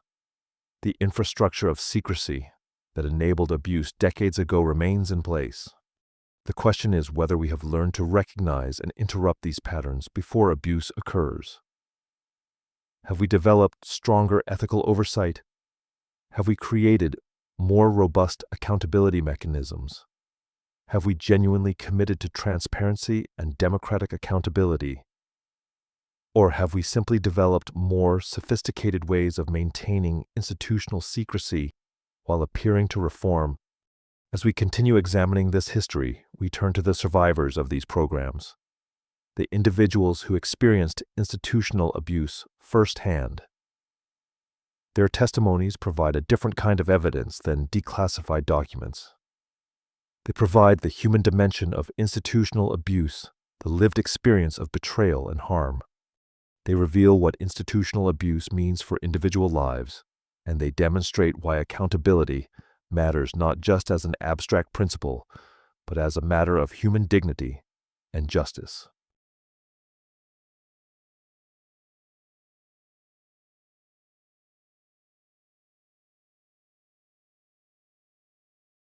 The human cost, survivors, and legacies. We have examined institutional structures, classified programs, and the reasoning that enabled abuse. We have looked at declassified documents and institutional justifications. But the abstract discussion of institutional programs becomes concrete and urgent when we examine individual lives, when we listen to the voices of those who experienced institutional abuse firsthand and who have spent decades seeking recognition and justice. The survivors of these programs carry the consequences of institutional decisions made decades ago. Their experiences remind us that institutional abuse is not merely a historical matter of academic interest. It has profound consequences for individual lives, consequences that persist across decades and sometimes across generations. The stories of survivors provide a dimension of understanding that documents alone cannot convey: the lived experience of institutional betrayal, the psychological and physical toll of abuse, and the long struggle for recognition and accountability. MKUltra survivors report decades of psychological trauma, fragmented memories, and difficulty trusting institutions. Some experienced permanent cognitive damage. Some developed multiple personality disorders, a condition in which the mind fragments into distinct personality states as a response to severe trauma. Some struggled with suicidal ideation throughout their lives. The psychological consequences of LSD administration without consent combined with the psychological manipulation and stress of the experimental environment created lasting damage. Survivors describe experiencing flashbacks, intrusive memories, and difficulty distinguishing between real memories and implanted or distorted memories. Some survivors spent years in psychiatric treatment, struggling to understand what had happened to them and to recover some sense of psychological stability. One survivor who participated in MKUltra experiments at a prestigious university described decades of difficulty maintaining relationships. She reported that she could not trust people, that she experienced intense anxiety in institutional settings, and that she struggled with depression throughout her adult life. She spent years in therapy attempting to process her experiences and to recover memories of what had been done to her. Her testimony, like that of many MKUltra survivors, reveals the long-term psychological consequences of institutional abuse. The damage was not limited to the period of experimentation. It extended throughout the survivor's life, affecting relationships, career, and psychological well-being. The Tuskegee survivors and their families faced not only the direct health consequences of untreated syphilis, but also the profound betrayal of medical authority. Syphilis left untreated progresses through stages. In the late stages, it can cause blindness, neurological damage, and death. The men in the Tuskegee study experienced these consequences. They experienced the physical suffering of progressive disease. They experienced the knowledge that treatment was available, but had been deliberately withheld from them. Many survivors reported that they could never again trust medical professionals. This betrayal of medical authority created a lasting impact on survivors' willingness to seek medical care. Some survivors delayed seeking treatment for other conditions because they could not trust medical institutions. This distrust born from the Tuskegee study had consequences that extended far beyond the study itself. The consequences extended to survivors' families as well. Their children and grandchildren inherited both genetic consequences and psychological trauma. Children born to men with untreated syphilis could be born with congenital syphilis, a condition that causes developmental problems and health complications. Grandchildren inherited the psychological trauma of knowing that their family had been subjected to institutional abuse. The legacy of the Tuskegee study extended across generations, affecting not only the direct participants, but also their descendants. Survivors of Unit 731 faced similar challenges, compounded by the fact that perpetrators were never prosecuted, and that the full extent of their suffering remained hidden from public knowledge for decades. The survivors of Unit 731, those who survived the experiments and the war, carried the physical and psychological consequences of vivisection, of deliberate infection, with deadly diseases of exposure to extreme conditions. Many died from the consequences of their experiences. Those who survived faced a world that did not acknowledge what had been done to them. The perpetrators were not punished. The experiments were not publicly condemned. The survivors' suffering was not recognized. This lack of recognition added another layer of trauma. The survivors not only carried the physical and psychological consequences of abuse, they also carried the knowledge that no one had been held accountable. The struggle for recognition has been long and difficult. Survivors of MKUltra spent years seeking acknowledgement from the CIA and compensation for their suffering. Some received settlements. Many did not. The process of seeking compensation was itself traumatic. Survivors had to prove that they had been subjects in classified experiments. They had to provide evidence of harm. They had to navigate bureaucratic systems that were often indifferent to their suffering. Some survivors died before receiving any acknowledgement or compensation. Others received modest settlements that seemed inadequate compared to the scope of harm inflicted. The Tuskegee survivors fought for decades before receiving an official apology in 1997, 65 years after the study began. The apology came only after survivors had aged significantly, and some had died. President Bill Clinton issued the apology on behalf of the United States government, acknowledging that the study was morally and ethically wrong. Yet the apology came too late for many survivors. It came after decades of suffering, after decades of distrust of medical institutions, after decades of carrying the knowledge that the government had deliberately deceived them and withheld treatment that could have prevented their suffering. The process of seeking recognition and compensation revealed something important about institutional accountability. Institutions do not voluntarily acknowledge abuse. They do not voluntarily compensate survivors. Recognition and compensation come only after sustained pressure from survivors, from advocates, from journalists, and from the public. The Tuskegee apology came only after the study had been publicly exposed and after sustained advocacy by survivors and civil rights organizations. The compensation for MKUltra survivors came only after congressional investigations and after survivors had organized to demand accountability. Institutional accountability is not automatic. It requires sustained effort from those who have been harmed. Survivors have become historians of their own experiences, documenting what happened and demanding that institutions acknowledge responsibility. Their testimonies provide crucial evidence that declassified documents alone cannot convey the lived experience of institutional betrayal. Documents can tell us what officials decided. They can tell us what researchers did. But they cannot fully convey what it felt like to be a subject in these experiments, to be deceived by institutions, to have one's body and mind used without consent. Survivors' testimonies provide this dimension of understanding. They remind us that institutional abuse has human consequences, that it affects real people in profound ways. Many survivors have worked to ensure that their suffering contributes to systemic change. They have advocated for stronger ethical oversight of research. They have pushed for informed consent requirements that are meaningful rather than merely formal. They have demanded protections for vulnerable populations who are at risk of being used as research subjects. Their activism has influenced medical ethics protocols, research standards, and institutional accountability mechanisms.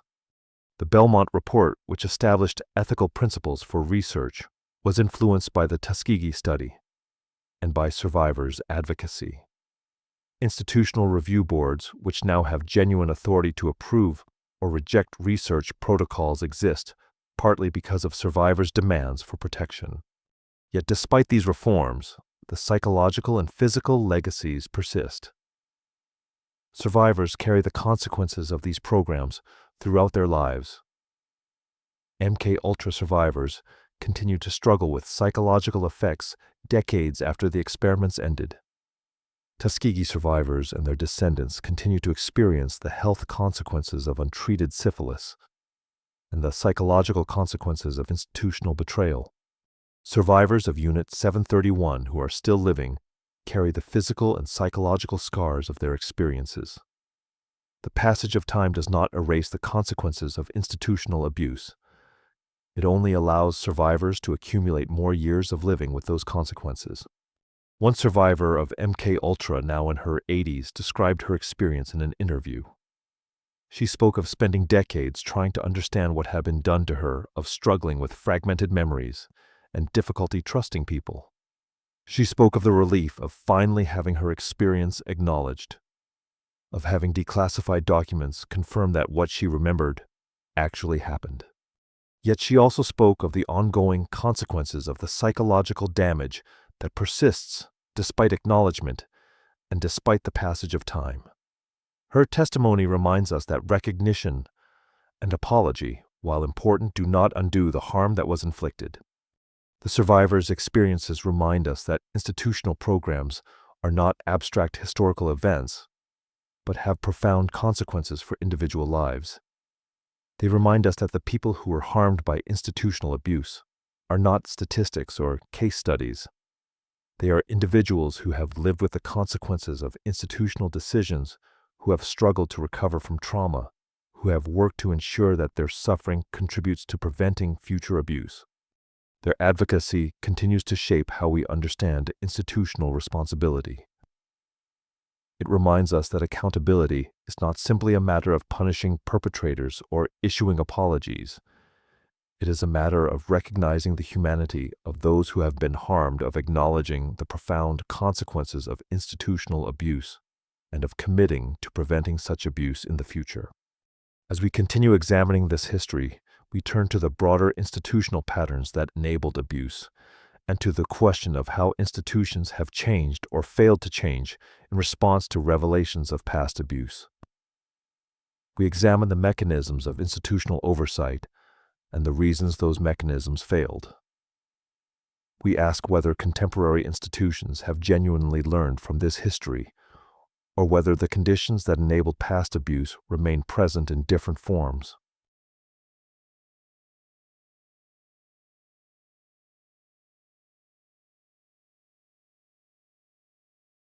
Institutional oversight: why systems failed. The survivors' struggles for recognition reveal a fundamental problem. The institutional mechanisms that were supposed to prevent abuse failed to do so. On paper, multiple oversight mechanisms existed to prevent institutional abuse and to hold institutions accountable when abuse occurred. Congressional committees had oversight authority. Inspector General offices were supposed to monitor agency activities. Institutional review boards were established to approve research protocols. Professional ethics standards existed, yet these mechanisms failed systematically. Understanding why they failed is essential for understanding how abuse persisted for decades and for considering how to prevent recurrence. The failure was not accidental. It resulted from deliberate structural choices. The first and most significant structural failure involved classification protocols. Classification protocols prevented oversight bodies from accessing information about classified programs. Congressional committees could not oversee what they were not informed about. Declassified documents show that intelligence agencies deliberately withheld information from Congress, claiming that compartmentalization was necessary for security. Congressional committees requested information about classified programs. Intelligence agencies refused to provide it, citing security concerns. Congress had the authority to demand information, but exercising that authority meant appearing to compromise national security. The appeal to security was powerful enough to prevent Congress from insisting on access to information about classified programs. This dynamic reveals a fundamental vulnerability in democratic oversight. Oversight depends on access to information. If information is withheld, oversight becomes impossible. Yet the appeal to security provides a rationale for withholding information that is difficult for oversight bodies to challenge. A congressional committee member who demands access to classified information can be portrayed as compromising national security. This political vulnerability meant that even when Congress suspected that classified programs might be problematic, it was reluctant to press for access to information. The result was that classified programs operated largely outside congressional oversight, justified by appeals to security that prevented meaningful scrutiny. The second structural failure involved the compartmentalization of knowledge. The compartmentalization of knowledge meant that no single official understood the full scope of programs. This fragmentation prevented anyone from recognizing patterns of abuse. A researcher might understand their specific experiment, but not its place within a larger program. They might conduct an experiment on LSD's effects on consciousness without knowing that the research was part of a program designed to develop mind control weapons. An administrator might authorize funding without understanding what the funds would support. They might approve a budget line item without knowing that it funded human experimentation. An official might approve a program without knowing its full extent. This fragmentation was structural, not accidental. Declassified documents show that officials deliberately created this fragmentation. They deliberately separated information about different aspects of programs. They deliberately prevented researchers from understanding the full scope of what they were participating in. This compartmentalization served multiple functions. It prevented researchers from fully understanding the ethical implications of their work. It prevented administrators from recognizing that they were funding unethical research. It prevented any single official from bearing full responsibility for the program.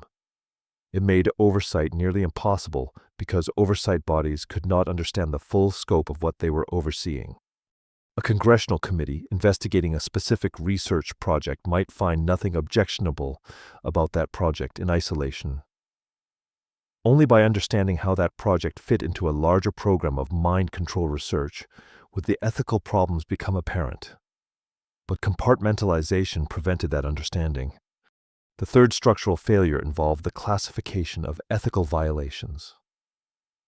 Even when abuses were discovered internally, they remained hidden. Internal investigations could occur without public knowledge. Findings could be classified. Perpetrators could be reassigned rather than prosecuted. Declassified documents reveal that some officials did raise concerns about MKUltra. They questioned whether the program violated ethical standards. They raised concerns about the harm being inflicted on subjects. Yet these concerns remained internal. They did not lead to the termination of the program. They did not lead to prosecution of perpetrators. They led to internal discussions that were classified and hidden from public knowledge. The classification of ethical violations meant that even when institutions became aware of problems, those problems remained hidden. The fourth structural failure involved the appeal to national security, overriding normal ethical and legal constraints. When officials claimed that a program was necessary for national security, other considerations became secondary. This appeal was rarely questioned because challenging it meant appearing to prioritize individual rights over national protection. An official who questioned whether MKUltra violated ethical standards could be told that national security required the program. An official who raised concerns about the Tuskegee study could be told that understanding disease progression was necessary for public health. The appeal to a higher purpose, national security, scientific advancement, public health provided justification for practices that would otherwise be prohibited. This appeal was powerful because it was difficult to counter. Who wanted to appear to prioritize individual rights over national security? Beyond these structural failures, the institutional culture reinforced the failure of oversight mechanisms. Officials who raised ethical concerns could be marginalized or reassigned. Researchers who questioned protocols faced pressure to comply. Whistleblowers were rare because the consequences of dissent were severe. An official who raised concerns about MKUltra might find themselves reassigned to a less desirable position. A researcher who questioned experimental protocols might find themselves excluded from future research opportunities. A whistleblower who revealed classified information faced legal consequences. The institutional culture created pressure toward conformity and obedience. It discouraged dissent. It punished those who raised ethical concerns. The result was an institutional environment in which abuse could continue indefinitely without meaningful constraint. Consider the specific case of MKUltra. The program operated for 20 years. During that time, multiple people became aware of ethical problems. Some researchers questioned the protocols. Some administrators raised concerns. Some officials worried about the program's legality. Yet the program continued.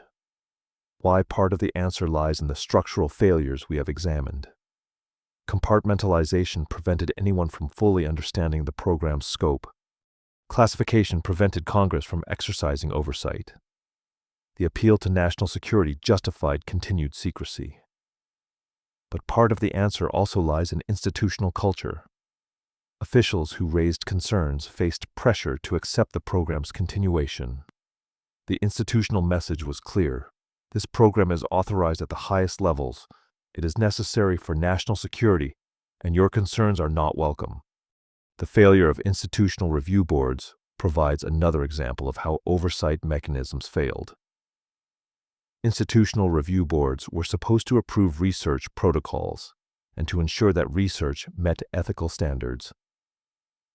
Yet many of the most problematic research programs operated without meaningful institutional review.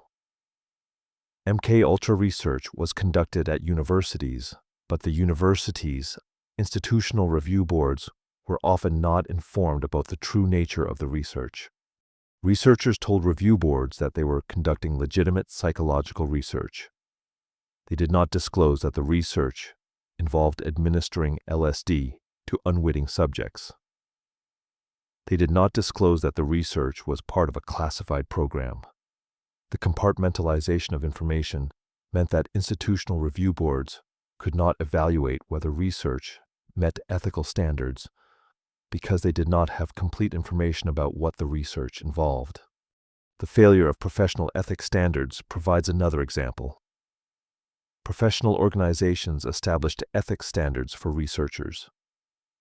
These standards prohibited experimentation on human subjects without informed consent. They prohibited research that posed serious risks to subjects. Yet researchers violated these standards with apparent impunity. Why? Part of the answer is that professional organizations had limited enforcement power. They could censure researchers, but they could not prevent them from conducting research. Part of the answer is that classification prevented professional organizations from knowing about violations. If research is classified, professional organizations cannot investigate it. Part of the answer is that appeals to national security transcended professional ethics standards.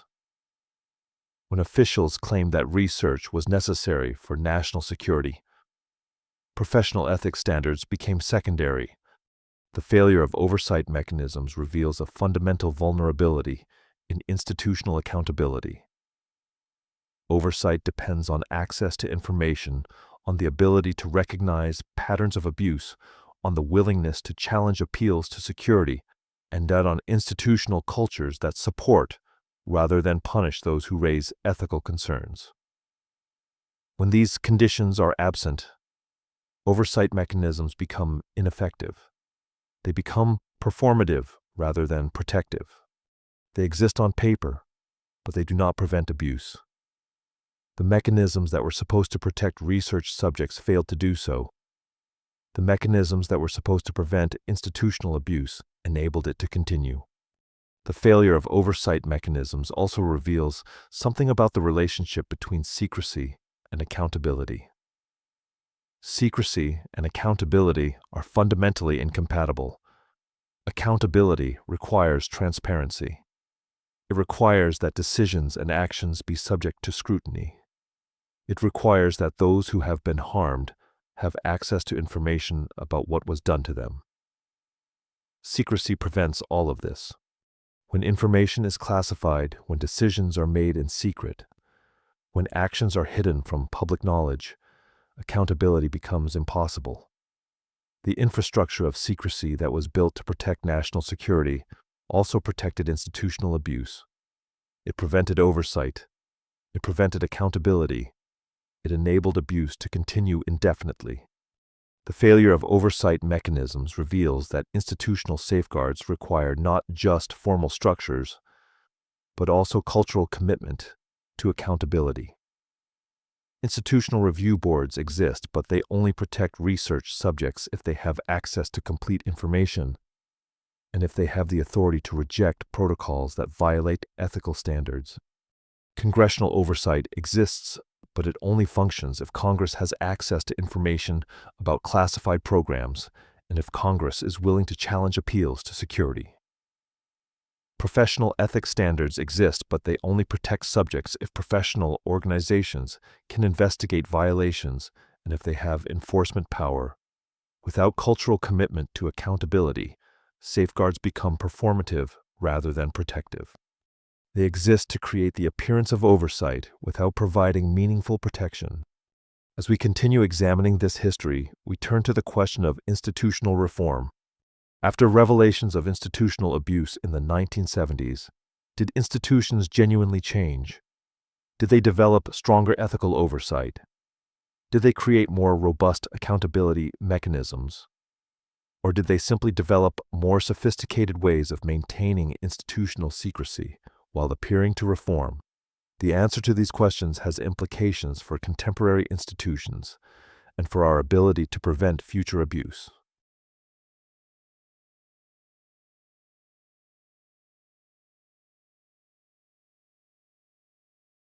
The aftermath, institutional reform, and ongoing questions. The failure of oversight mechanisms revealed fundamental vulnerabilities in institutional accountability. Yet this failure also prompted response. The revelations of the 1970s, the Church Committee investigations, the exposure of MKUltra. The revelation of the Tuskegee study created political pressure for institutional reform. Congress passed legislation. Agencies established new protocols. Professional organizations strengthened ethical guidelines. These reforms represented genuine attempts to prevent recurrence of past abuses. Yet the question remains whether these reforms have fundamentally changed institutional practices, or whether they have simply created the appearance of accountability while allowing problematic practices to continue in modified forms. The revelations of the 1970s prompted institutional reforms that were substantial and in many respects genuinely progressive. The National Commission for the Protection of Human Subjects of Biomedical and Behavioral Research was established to develop ethical guidelines for research involving human subjects.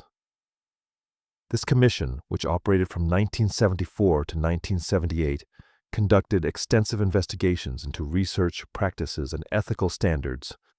The Commission's work resulted in the Belmont Report published in 1979, which articulated 3 foundational principles for research: ethics, respect for persons, beneficence, and justice. These principles became the basis for ethical review of research. Respect for persons requires that individuals be treated as autonomous agents, capable of making informed decisions about their participation in research. Beneficence requires that research be designed to maximize benefits and minimize harms. Justice requires that the benefits and burdens of research be distributed fairly across populations. These principles represented a significant advance in research ethics. They established a framework that had not previously existed in formal codified form. They provided language and concepts that could be used to evaluate research protocols. They created a basis for institutional review boards to reject research that violated ethical standards. Institutional review boards were strengthened and given genuine authority to approve or reject research protocols. Before the reforms, institutional review boards often functioned as rubber stamps, approving research protocols without serious ethical scrutiny.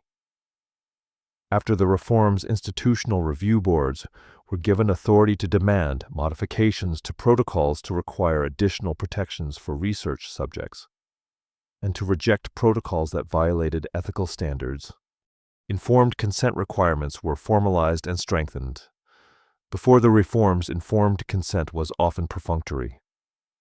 Subjects might be told they were participating in research, but they were not given detailed information about risks, benefits, or alternatives. After the reforms, informed consent requirements specified that subjects must be given clear information about the research, including its purpose, procedures, risks, and benefits. Subjects must be told that they can refuse to participate or withdraw from the study at any time. Subjects must be given time to consider their decision. These requirements created a more meaningful informed consent process, though critics argue that even formalized informed consent can be inadequate if subjects feel pressure to participate or if they do not fully understand the information provided. Classification protocols were modified to allow greater congressional oversight. Congress established procedures for reviewing classified programs. Congressional committees were given authority to demand briefings on classified research. While much information remained classified, the reforms created mechanisms for congressional oversight that had not previously existed. These reforms represented genuine progress. They established legal and ethical frameworks that had not previously existed. They created mechanisms for public accountability. They provided tools that oversight bodies could use to evaluate research and to prevent abuse. Yet questions remain about whether reforms have been sufficient. Declassified documents continue to reveal programs that operated after the initial reforms, suggesting that institutional practices changed more slowly than official rhetoric suggested. Some research programs continued under different names or in different locations. Some research that violated ethical standards continued because it was classified and therefore not subject to institutional review. Some researchers found ways to circumvent ethical requirements. The reforms established new rules, but the implementation of those rules was uneven. Some institutions embraced the reforms genuinely. Others complied formally while maintaining practices that violated the spirit of the reforms. The post-9/11 period raised new concerns about whether the reforms had taken root or whether they could be abandoned when security concerns seemed urgent. After the terrorist attacks of September 11, 2001, the United States government expanded surveillance programs, classified more information, and made new claims that national security justified expanded research and experimentation. Some observers argue that the post-9/11 environment has recreated conditions similar to those that enabled earlier abuses, expanded classification, reduced oversight, and appeals to security that override other considerations. Classification expanded dramatically after 9/11. More information was classified at higher levels. Congressional oversight of classified programs became more difficult. The appeal to national security, which had been used to justify earlier abuses, was invoked again to justify expanded surveillance and classified research. Contemporary debates about artificial intelligence, genetic research, and surveillance technology raised new versions of old questions. How do we balance security with ethics? How do we prevent institutional abuse in the context of rapidly evolving technology? How do we maintain meaningful oversight of classified programs? These questions are not merely historical. They are urgent and contemporary. As new technologies emerge, as new research possibilities develop, as new security threats emerge, institutions face pressure to conduct research that may involve risks to human subjects. The question of how to evaluate such research, how to ensure that it meets ethical standards, and how to prevent abuse remains pressing. The reforms of the 1970s and 1980s established important principles, but their implementation remains contested. Some institutions have genuinely embraced ethical oversight. They have established strong institutional review boards. They have implemented meaningful, informed consent procedures. They have created mechanisms for subjects to report concerns. They have taken seriously the principles articulated in the Belmont Report. Other institutions appear to comply formally while maintaining practices that circumvent the spirit of reform. They establish institutional review boards, but give them limited authority. They implement informed consent procedures, but do not ensure that subjects truly understand what they are consenting to. They create mechanisms for reporting concerns, but do not respond seriously to those concerns. The question of whether institutional culture has fundamentally changed remains open. Culture change is slow and difficult. It requires not just new rules, but genuine commitment to ethical values. It requires that institutions prioritize ethical concerns over institutional interests. It requires that individuals within institutions be willing to raise concerns, and that those concerns be taken seriously. It requires that institutions be willing to terminate research that violates ethical standards, even if that research seems valuable. It requires that institutions be willing to acknowledge past abuses and to hold perpetrators accountable. Some institutions have made this commitment, others have not. The case of research involving vulnerable populations illustrates the ongoing challenges. Vulnerable populations, prisoners, the mentally ill, the economically disadvantaged remain at risk of being used as research subjects without adequate protection. The reforms established principles that should protect vulnerable populations. They require that research involving vulnerable populations receive special scrutiny. They require that additional protections be implemented. Yet vulnerable populations continue to be overrepresented in research. They continue to be recruited into studies that involve greater risks than studies involving more privileged populations. This pattern suggests that the reforms have not fully protected vulnerable populations from exploitation. The question of accountability for past abuses also remains incompletely resolved. Some perpetrators of institutional abuse have faced consequences. Some have been prosecuted. Some have been censured by professional organizations. Some have been required to pay compensation to survivors. Yet many perpetrators have never faced meaningful consequences. They have retired with pensions. They have continued their careers.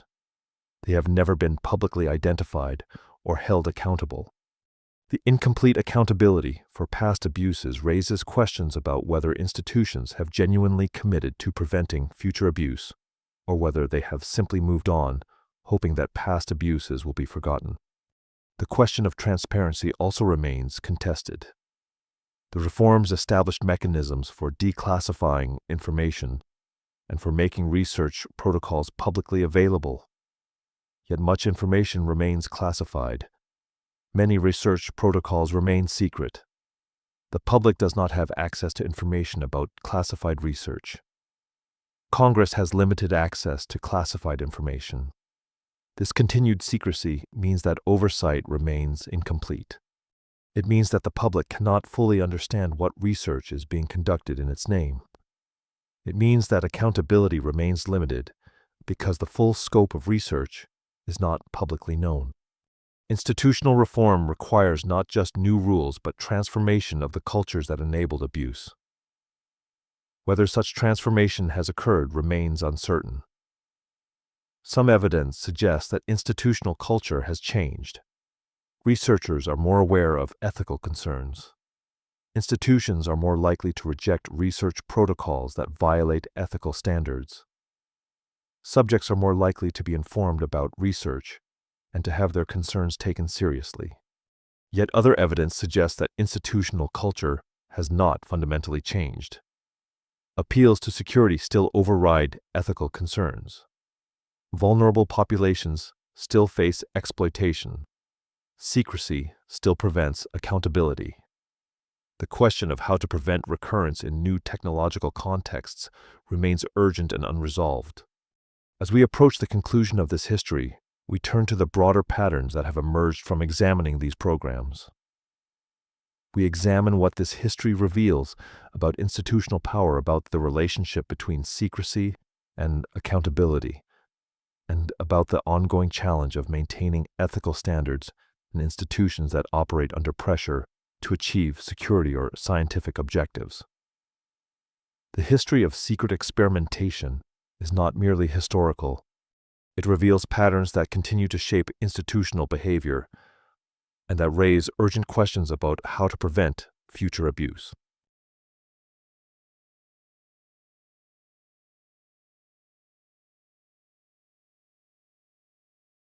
Patterns and lessons understanding institutional abuse. We have examined specific programs, traced their histories, and explored how they were revealed and how institutions responded. Now we step back to examine the broader patterns that emerge when we consider these programs together. What do they reveal about how institutional abuse occurs? What patterns appear across different programs, different agencies, and different historical moments? Understanding these patterns is essential for recognizing how abuse can occur in contemporary institutions and for developing strategies to prevent it. Examining these programs together reveals recurring patterns that suggest institutional abuse is not aberrant, but systematic. The first pattern is that institutional abuse typically occurs within frameworks of legitimate authority. This is crucial to understand. Abuse did not occur in the margins of institutions conducted by rogue actors operating without authorization. Researchers were employed by prestigious institutions. Programs were authorized by government officials. Funding came through official channels. The abuse occurred at the centers of institutions authorized by those with legitimate power. This pattern reveals something troubling. Institutional abuse is not something that happens despite institutional authority, but something that can happen through institutional authority. Legitimate institutions can authorize abuse. Respected officials can approve programs that violate ethical standards. This pattern suggests that we cannot rely on institutional legitimacy as a guarantee against abuse. The second pattern is that classification and secrecy were essential to all these programs. None could have continued if subjected to public scrutiny. The appeal to security, whether national security or research security, provided justification for secrecy. MKUltra was classified as a national security matter. The Tuskegee study was protected by the assumption that medical research was beyond public scrutiny. Unit 731 operated in occupied territory, hidden from international observation. The Philadelphia experiment legend persists, partly because the actual research was classified. Montauk operated under classification protocols that prevented public knowledge. In every case, secrecy was essential. Without secrecy, public opposition would have emerged. Without secrecy, oversight bodies would have intervened. Without secrecy, the programs could not have continued. This pattern reveals the intimate connection between secrecy and abuse. Secrecy enables abuse by preventing oversight and accountability. The third pattern is that vulnerable populations were systematically targeted. Prisoners, the mentally ill, racial minorities, and those without social power became subjects. This targeting was not accidental. It reflected institutional calculations that these populations could be used without generating political opposition. If MKUltra had experimented on prominent citizens, the program would have faced immediate opposition. If the Tuskegee study had involved white men, it would have been terminated quickly. The targeting of vulnerable populations was deliberate. It reflected an institutional calculus. These populations lack power to resist, lack access to media, to publicize their experiences, lack political connections, to demand accountability. This pattern reveals how institutional abuse intersects with social inequality. Those with the least power bear the greatest risk of institutional abuse. The fourth pattern is that institutional compartmentalization prevented oversight. No single official understood the full scope of programs. This fragmentation was structural, enabling officials to claim ignorance while authorizing abuse. A researcher could conduct experiments without understanding the program's full purpose. An administrator could allocate resources without understanding how they would be used. An official could authorize a program without knowing its specific methods. This compartmentalization served multiple functions. It prevented any single person from bearing full responsibility. It prevented oversight, bodies from understanding the full scope of what they were overseeing. It allowed officials to claim ignorance of specific abuses. This pattern reveals how institutional structures can be deliberately designed to prevent accountability. The fifth pattern is that normal ethical and legal constraints were suspended through appeals to higher purposes. National security, scientific advancement, and the greater good became justifications for practices that would otherwise be prohibited. Officials argued that these higher purposes transcended normal ethical constraints. This reasoning appears throughout declassified documents. It represents genuine institutional reasoning, not mere cover stories. Officials believed that national security justified practices that violated ethical standards. They believed that scientific advancement justified human experimentation without consent. They believed that the greater good justified individual harm. This pattern reveals how ethical reasoning can be suspended through appeals to purposes that seem to transcend individual rights. The sixth pattern is that institutional culture reinforced compliance. Dissent was discouraged. Questioning authority was marginalized. The institutional environment created pressure toward conformity and obedience. An official who raised ethical concerns could be reassigned. A researcher who questioned protocols could be excluded from future research. A whistleblower could face legal consequences. The institutional culture created incentives for compliance and disincentives for dissent. This pattern reveals how institutional cultures can normalize practices that would otherwise be questioned. When dissent is discouraged and conformity is rewarded, individuals are more likely to participate in institutional abuse without serious ethical reflection. The seventh pattern is that accountability was systematically avoided. Perpetrators were rarely prosecuted. Responsibility was diffused through compartmentalization. Institutions protected their own. Some officials faced consequences. Many did not. Some researchers were censured by professional organizations. Others continued their careers without significant consequences. Some institutions paid compensation to survivors. Others acknowledged nothing. This pattern reveals how institutions prioritize self-protection over accountability. When institutions face pressure to acknowledge abuse, they often choose to protect perpetrators rather than hold them accountable. These patterns suggest that institutional abuse is not aberrant, but systematic. It emerges from normal institutional processes when certain conditions are present: legitimate authority secrecy, vulnerable populations, compartmentalization, and cultural pressure toward conformity. Understanding these conditions is essential for prevention. The question is not whether institutions can abuse power. History demonstrates that they can. The question is whether we can recognize the conditions that enable abuse and interrupt them before abuse occurs. Contemporary institutions, whether government, corporate, or academic, contain these same elements. Government agencies have legitimate authority. They conduct classified research. They have access to vulnerable populations.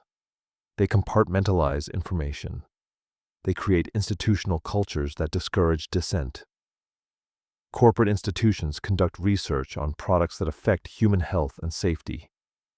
They have incentives to minimize safety concerns. They compartmentalize information about risks. They create institutional cultures that prioritize profit over safety. Academic institutions conduct research on human subjects. They have institutional review boards, but those boards can be pressured to approve research that prioritizes institutional interests over subject protection. They compartmentalize information about research. They create cultures in which questioning authority is discouraged. The question is whether we have learned to recognize and interrupt these patterns before abuse occurs. Have we developed stronger ethical oversight? Have we created more robust mechanisms for accountability? Have we genuinely committed to transparency and democratic accountability? Or have we simply developed more sophisticated ways of maintaining institutional secrecy while appearing to reform? The answer appears to be mixed. Some institutions have genuinely embraced ethical oversight. They have established strong institutional review boards. They have implemented meaningful informed consent procedures. They have created mechanisms for subjects to report concerns. They have taken seriously the principles articulated in the Belmont Report. Other institutions appear to comply formally while maintaining practices that circumvent the spirit of reform. They establish institutional review boards, but give them limited authority. They implement informed consent procedures, but do not ensure that subjects truly understand what they are consenting to. They create mechanisms for reporting concerns, but do not respond seriously to those concerns. The challenge is that the conditions that enable institutional abuse remain present in contemporary institutions. Legitimate authority still exists. Secrecy still occurs. Vulnerable populations still exist. Compartmentalization still happens. Institutional cultures still discourage dissent. The question is whether we can maintain vigilance about these conditions, whether we can recognize when they are being used to enable abuse, and whether we can interrupt abuse before it occurs. This requires ongoing commitment to transparency, to accountability, to listening to those who raise concerns, and to prioritizing ethical standards over institutional interest or security concerns. The dark history of institutional experimentation is not merely historical. It reveals patterns that continue to shape contemporary institutions. It demonstrates that institutional abuse is possible in democratic societies with established ethical frameworks. It shows that reforms can be implemented, but that their effectiveness depends on genuine institutional commitment to ethical standards. It reveals that vigilance is necessary, that we cannot assume that past reforms have permanently prevented abuse. Vigilance requires understanding how these patterns emerge and maintaining commitment to accountability, even when security or efficiency seems to demand otherwise. It requires listening to those who raise concerns. It requires being willing to challenge appeals to security or institutional interest when they are used to justify practices that violate ethical standards. It requires recognizing that institutional abuse is a possibility in any institution, and that preventing it requires ongoing effort and commitment.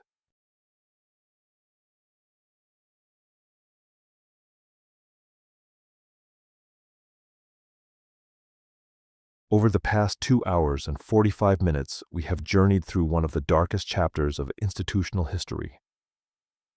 We began by examining how the infrastructure of secrecy emerged from Cold War anxieties and deliberate institutional choices. We explored MKUltra's systematic mind control experiments conducted on unwitting American citizens for 2 decades. We examined the Tuskegee Syphilis study, where the government deliberately withheld treatment from African American men for 40 years. We investigated Unit 731, where thousands died in Japanese biological warfare research, and where perpetrators were granted immunity in exchange for scientific data. We considered the Philadelphia experiment legend and the Montauk project programs that occupy ambiguous spaces between documented history and speculation. We studied declassified documents that revealed how officials authorized programs they knew violated ethical standards. We listened to survivors whose testimonies reminded us that institutional abuse has profound human consequences. We analyzed why oversight mechanisms failed and what reforms were implemented in response. And we identified patterns that suggest institutional abuse is not aberrant, but systematic, emerging from normal institutional processes when certain conditions align: legitimate authority, secrecy, vulnerable populations, compartmentalization, and cultural pressure toward conformity. What emerges from this history is a troubling recognition. Institutional abuse did not occur despite institutional authority, but through it.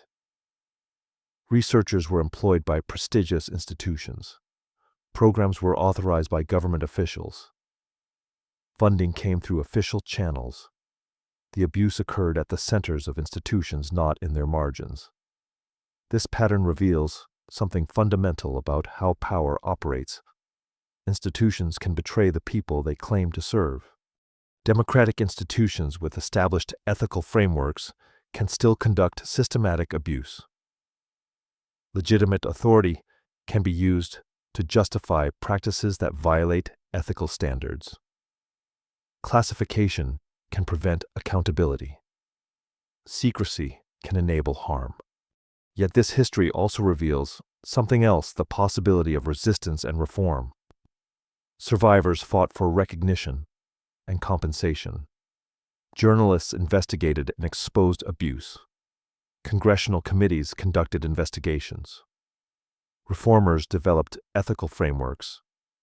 Institutional review boards were strengthened.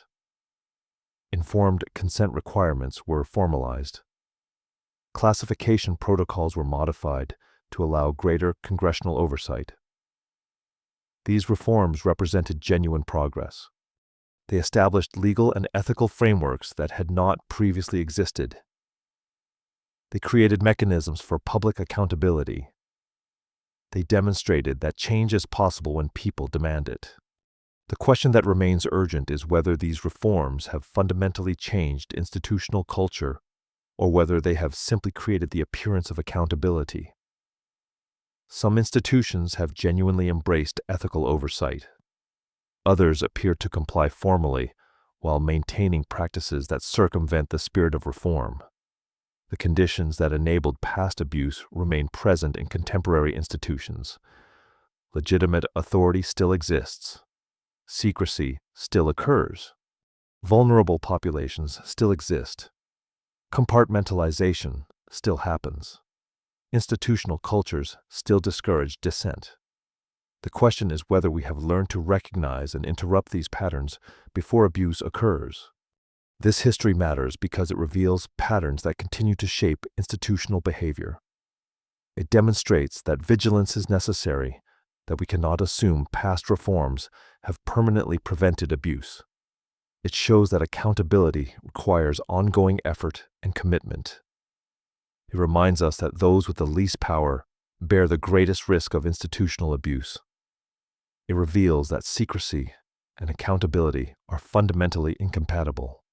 It demonstrates that institutional reform requires not just new rules, but genuine transformation of institutional culture.